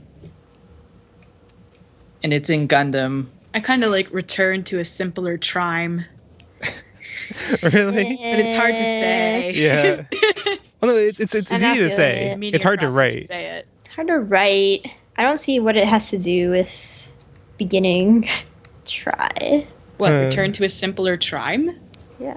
Because we're going back to adventure. Return to a simpler try. But it's hard to say is the problem. And it's hard to get across what you're actually saying. So you guys just pick what you like. So what were the other I votes? agree with Kick It into Try Gear or Time to Try.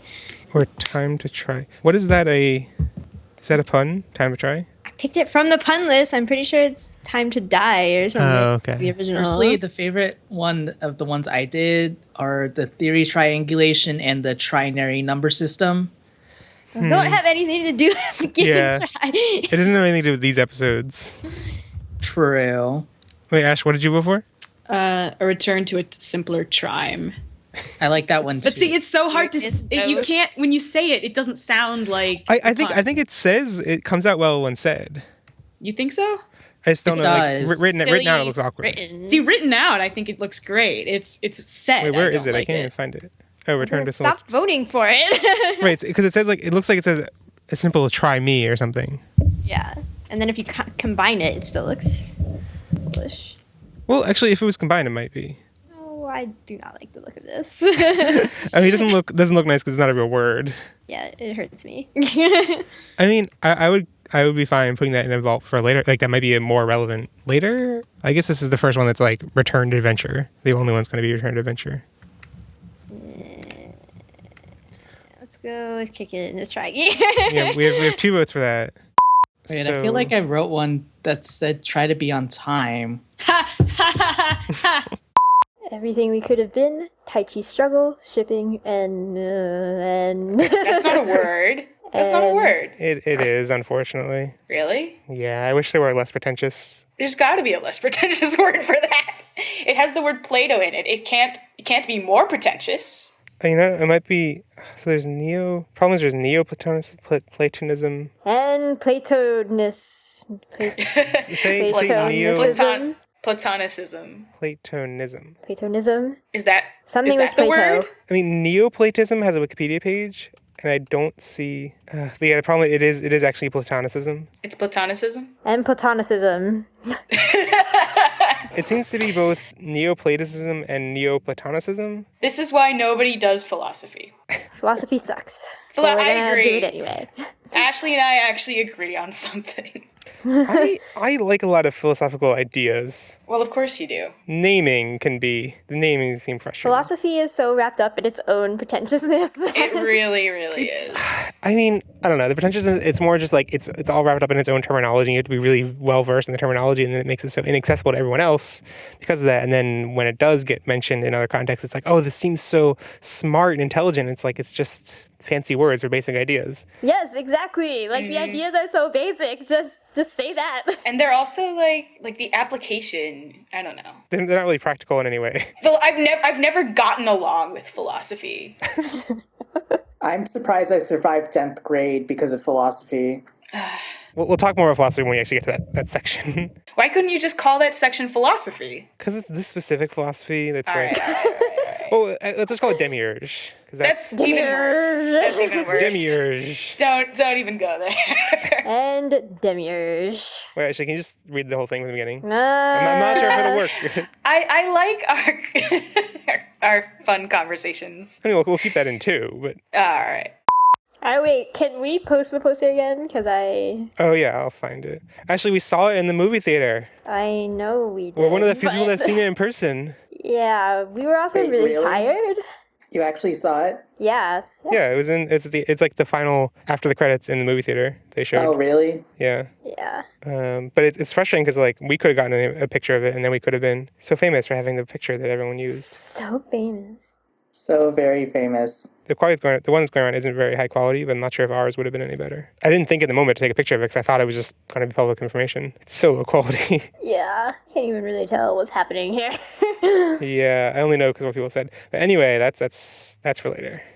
So we're going to talk about spoilers from this movie. We are not until the very end, we're not going to talk about spoilers about information for the second part, except for stuff that was revealed in the previews already. So basically there's been a poster revealed for part 2, chapter 2. And we're not going to talk about that until we get to our predictions and hope segment at the end. Everything I hope for is in that poster. Ugh. But I mean, it's pretty good.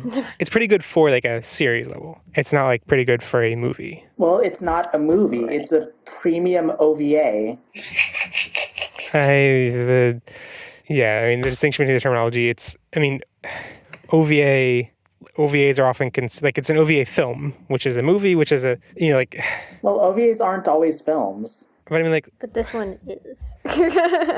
What are you saying that makes it not a film? Like, why are you saying it's not a film? Like, there's OVAs broken up into episodes. Yeah, there are OVAs broken up into episodes. Sure, and this is an OVA of... So why is this not an OVA of films? Why is this not, like, film OVAs? No, I agree that Well, this what one's do a we film. consider a film?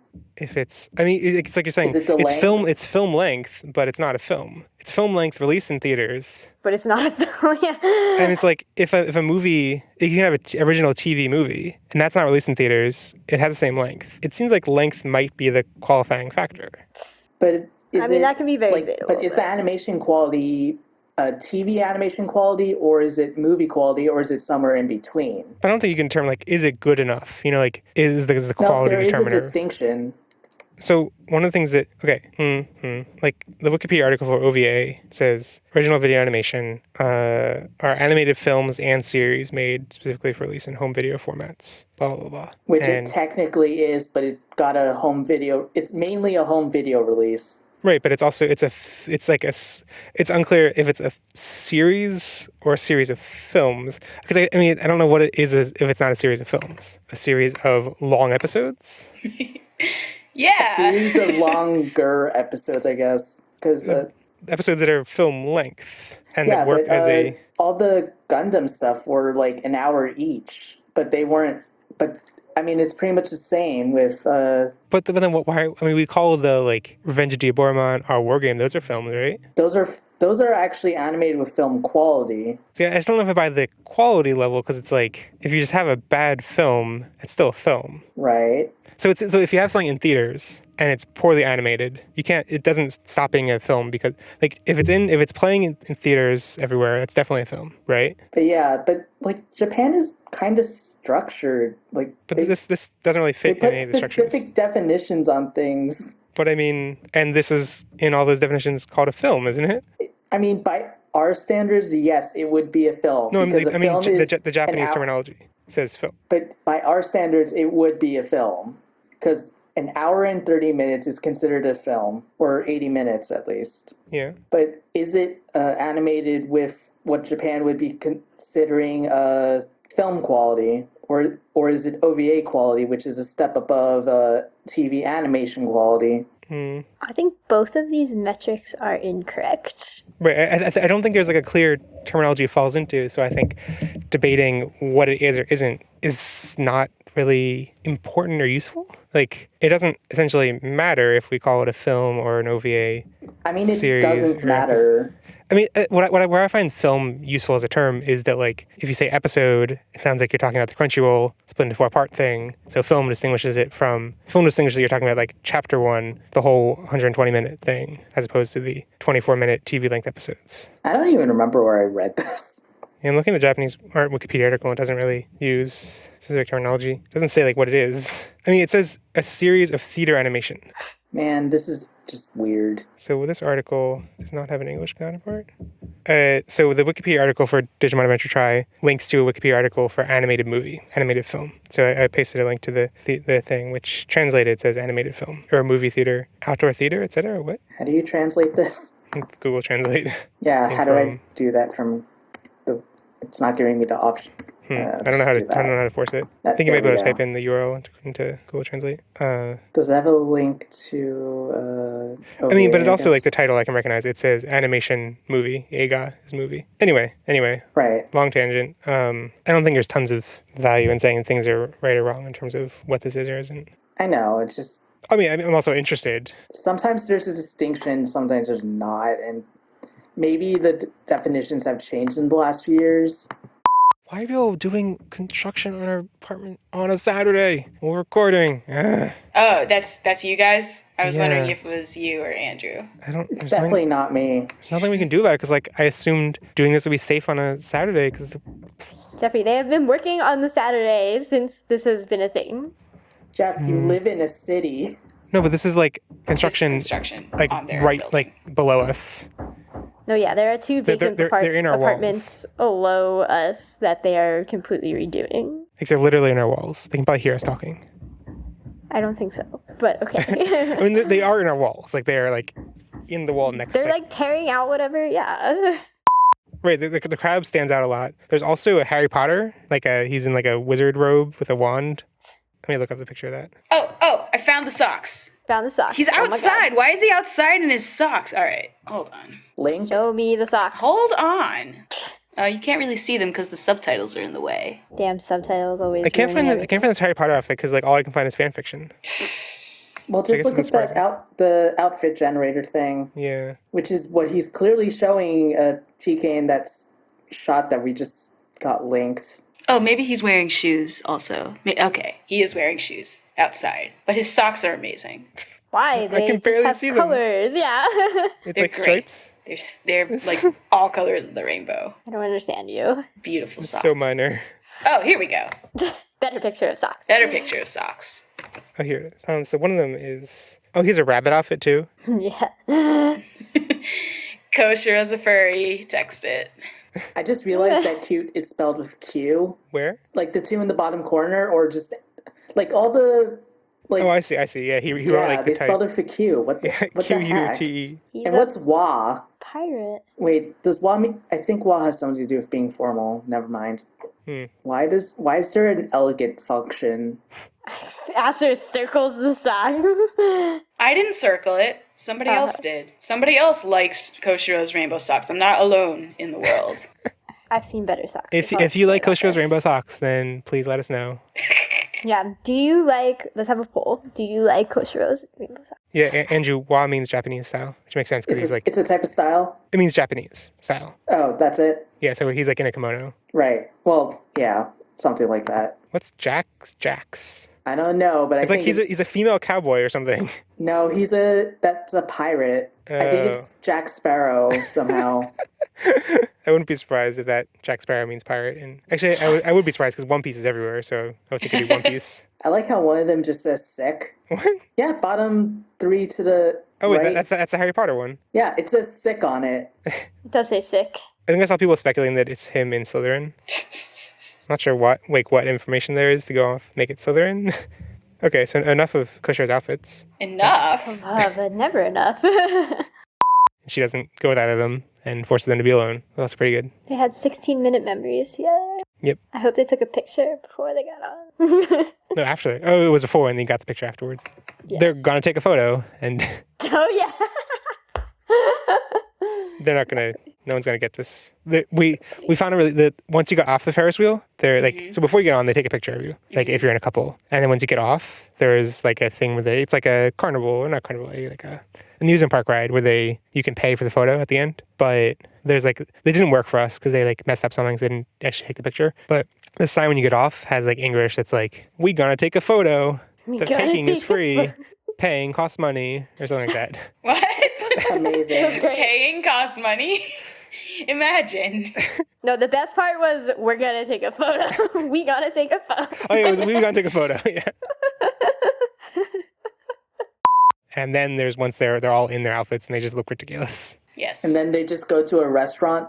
They go to a Monja restaurant, which we had. Yeah. We had Monja, and I was like, "This is the thing they ate in Digimon." What's Monja? It's like okonomiyaki. Like we went to an okonomiyaki place that also had Monja, but it's more liquidy. So like as you can see in Try, So it's more like a pancake than okonomiyaki? No, it's much less. It's less like a pancake because it ends up being like a very, very flat liquid thing that like as it fries kind of becomes a little less liquidy. It still consists like very liquidy even when you eat it. So a pancake. No, pancakes are It's much more liquidy than pancake. Like a pancake has like depth to it, whereas this like is the like consistency of this never becomes like a solid fluffy thing. It's just always sort of liquidy.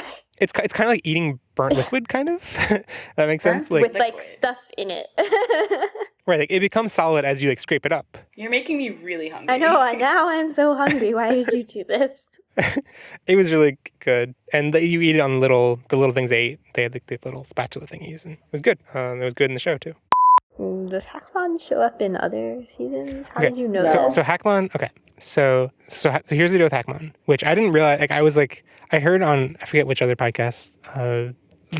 Maybe it was probably Lost in Translation. They mentioned the name of the Digimon that is that thing with the robe that like just looks like a head following everyone or whatever. And I didn't catch what they said. So I was like, okay, it's just something, whatever. And I looked it up just now, and the name Hackmon/Huckmon, it's transliterated differently. I think the official, I actually forget which one it is. I think Huckmon. This is definitely going the Royal Knight route. Well, okay, so Huckmon I think is the like most official one, but it's actually written Hakumon, which is like hack. Anyway, it might be Huck, might be hack. Anyway, they were featured in the Digimon Adventure PSP game, and there was some storyline in that had to do with the Royal Knights as like a side thing to the adventure story. Wasn't that a crossover? Right, there was crossover, and there was Royal Knight stuff, and there was stuff with the future seasons and stuff, all that tied into the game. But there was also, for the 15th anniversary, there was artwork of Digimon Adventure that had all the Digimon plus Hackmon. And so coming into Tri being announced, a lot of people were expecting a 9th Digidestin with a 9th Digimon being Hackmon. So that's kind of the setting of the stage for why when I found out it was Hackmon, I was like, huh. And Hackmon is in like the lore, like the card description, whatever, and I think also the adventure game he's supposed to be like a apprentice, might be the word, of one of the Royal Knights, and like training to replace him, or trained by him to replace him, or something like that. Gankuomon. So and Alphamon is not leader. Is he leader of the Royal Knights in most depictions? Actually, I think he is. Yeah. So Royal Knights are featured prominently in Savers and X Evolution movie, and brief, like kind of in 2 of them are in Frontier. So if you don't know about them, those are, But I don't know. I don't know if it remains to be seen if they're going to be an important part of Tri. They might be. I don't know really how I feel about that, which way, if I want them or not. I like them in Savers, and I liked X Evolution, but it's been like 10 years, I'm afraid, or 9 years. We'll get there eventually. I mean, it doesn't fit into any season, so... What? But we gotta watch it eventually. We do, and I'm really afraid to. Yeah, I'm kind of afraid to watch it again after listening to Lost in Translation Mon. Did they talk about that movie? Oh, yeah. They've they mentioned it several times. Right. They haven't actually watched it. Like, they haven't done a podcast episode on it, but I think they said No, but she already made Jay watch it. Right, before they... Yeah. Why? I think it was before they started doing a podcast. She was like, oh, just check out the Digimon thing. And it's a standalone thing, so you might like it. And he was like, this is the most terrible thing I've ever seen. Oh, man. That sounds like typical Jay, though. Come on. I mean, yeah, I'll be interested to go back and watch it. Because like some of these points might be valid. I'm not sure.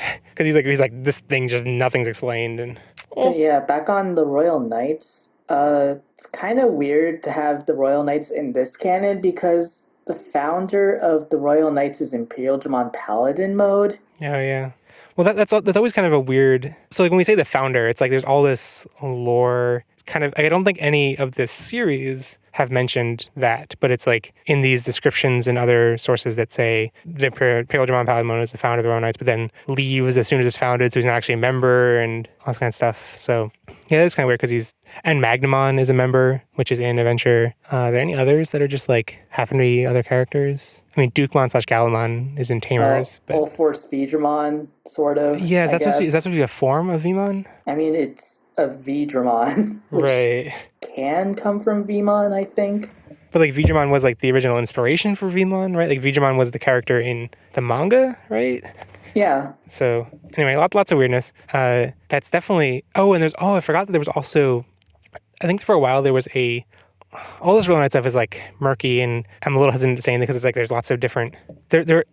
They're not like this canon that we're talking about, like not featured prominently in any series lines. It was just like descriptions and loose things and hard to look up definitive information. But I'm pretty sure there's supposed to be a member of the Royal Knights that is not, like no one knows anything about them, that was recently in the past like year or two revealed as Jessmon or Jessumon Actually, and supposed to be Hackmon's like final form. It apparently somehow comes from Hackmon. Yeah, and that was like a design that was revealed recently in the past year, and so like was it? The timing feels like it might match up. Yeah. Like maybe that'll be important in this, but who knows?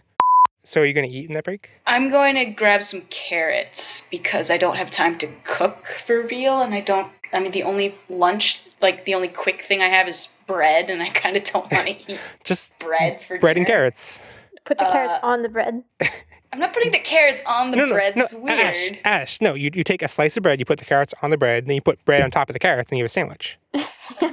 That's a boring sandwich. It's a weird sandwich. The consistency would be so weird. It seems like the kind of sandwiches that would be like in a convenience store in Japan. I don't think so.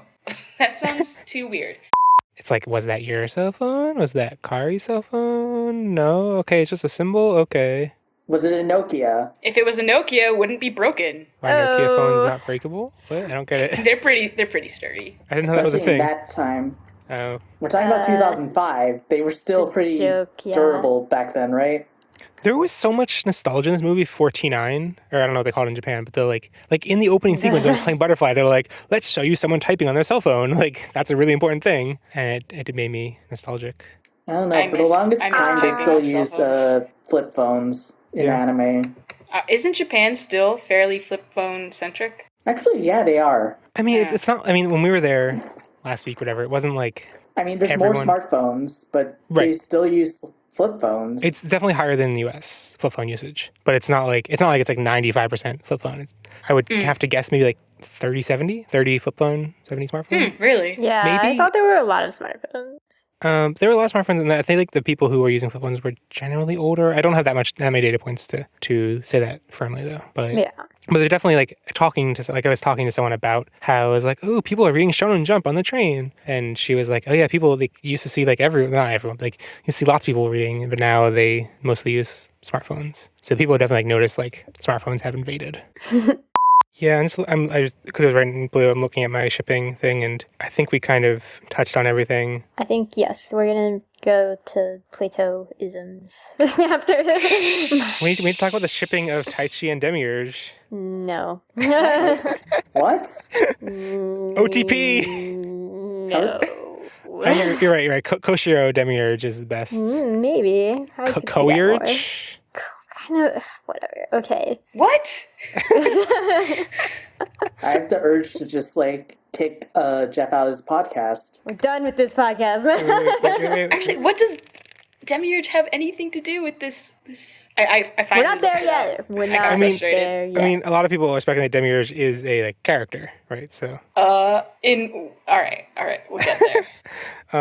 Wait, where is it here? Is it here? Wait, my topic segues better from this tie thing. Okay. I've been kicked out of the podcast. Goodbye. Yeah, no, that's mixing your metaphors here. Mixing metaphors. We're going back in time. Ashley, you know what time it is? Don't. No. Actually, I'm looking at the picture. There's something in the middle, unless that's my screen. Mm-hmm. There's a face in the middle. Yeah, there's some scary. It's meant to be someone's face. But it looks scary. It does look a little scary. Now I'm creeped out. See Joe still. It looks like an alien. Joe is still You can't still see Joe. But yeah, this is very glared out. Most of the characters are not queer in it. Except for Jenai. Jenai's totes there. And Joe. And I mean, I imagine that's probably Tai, just I don't think so. I mean, that's technically where Ogremon is. You can see his horn. Oh. But it's kind of in his belly area. Oh, yeah, I can see his horn. Oh, that might be the You are seeing this face, right? This weird I see it. Face-like thing, right? This is like creepypasta. It's like... There's an you evil can see face in this Yamato's picture. hair on the left. Could be somebody holding up a Digimon? It's hard to find this original picture. That's why I'm was it even an original, is it in Adventure? I don't quite remember. Who's taking this picture? It's supposed to be Andromon. I am so confused right now. When was this taken? It's the final... So that's Centaurmon on the right, correct? Yeah. Yeah. Because they're conferring or whatever when they fight Apocalypse. Mm-hmm. I think the picture gets glared out differently in everybody's place, but that might be wrong. Yeah, but I think that might be it. Where it it was in the other. Because you get it once when in Sora's room, I'm pretty sure too. Mm-hmm. Yeah. Yes. What was I saying before picture came? Yes, but I also think that what are you doing? Sorry. Hey Digimon, hey Digimon. Hey Digimon is a great song. It is. I agree. Oh, thank you for finding the picture. It's so much less animation So the quality. scary face is Ogremon's face. Also, the animation looks so much worse. Jesus, they might have just redesigned Ogremon's mouth and eyes. Or no, wait, what? That still looks weird though. It's kind of creepy. It creeps me out. Listeners should go. Yes, okay, thank you. This is the one I distinctly remember.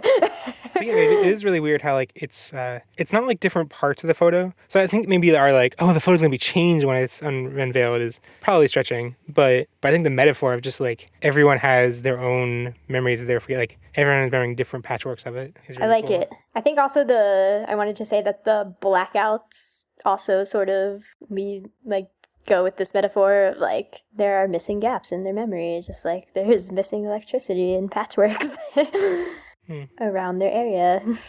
Actually, the photo that you linked is different because it's the one they actually took is after the Bodemon hatched. I think that's the one that this clearly supposed to be referencing, though. No, but the real the picture is the one that they took after the egg hatched. The adventure that I post has the egg unhatched. Like, it still has the egg, whereas the picture that they have is after it hatched. That's cool. They like kept that detail. Ah, I see.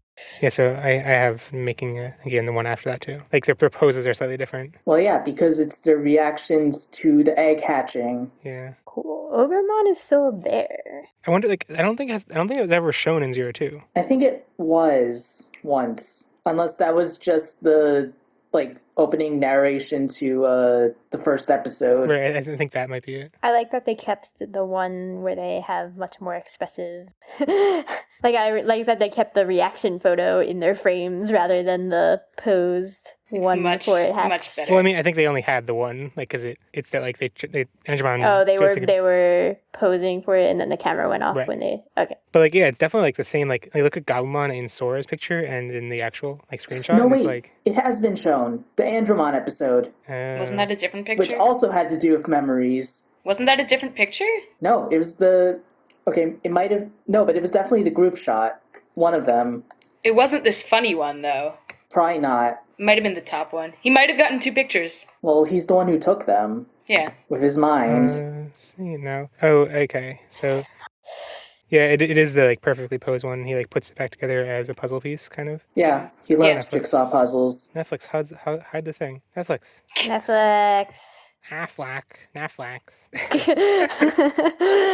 Just no. Yeah, so Andromon does show it. But I think also in the Japanese version of 02, there's an opening narration that shows it. It's not in the dub. It wasn't in the dub? I feel like it was, but I could be wrong. The dub starts off with just like the rings flying around. And so they do have both pictures. Well, Andromon does. Maybe Andromon didn't give them the posed one.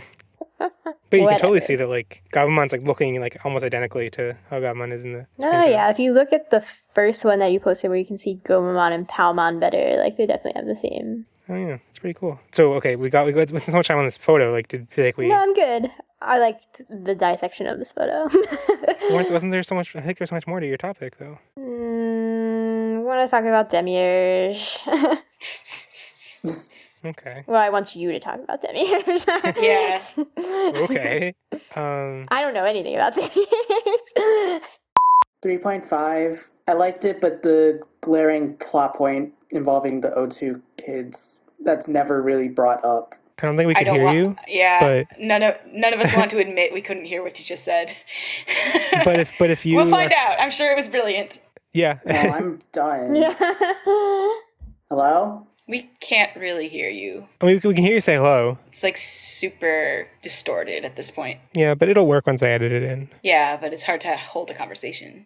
It's his time to achieve them now. Like, you can't do much about med school when you're 11 or 12. He was 12. You can if you're... Isn't that the premise of the Young Blackjack? I've never read that. It's an anime currently airing. All right, well, is he like a kid genius or something? Ash, have you ever heard of Blackjack?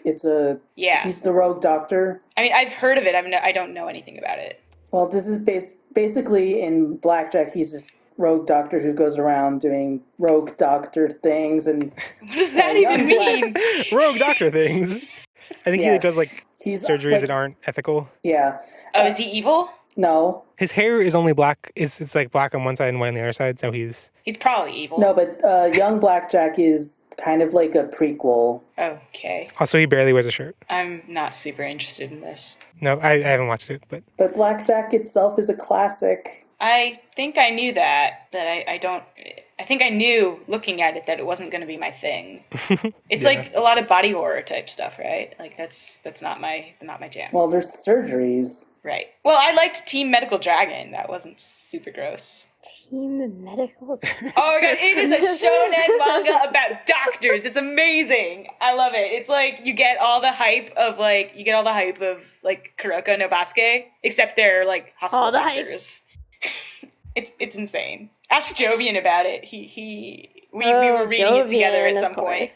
What's it called? Team Medical Dragons. There's a live action adaptation. I think it's on Crunchyroll. That actually sounds really gross. Because there is, like, open heart surgery. Like, a lot of it. Anyway, back to Joe. Back to Joe, who is not in a place to do open heart surgery.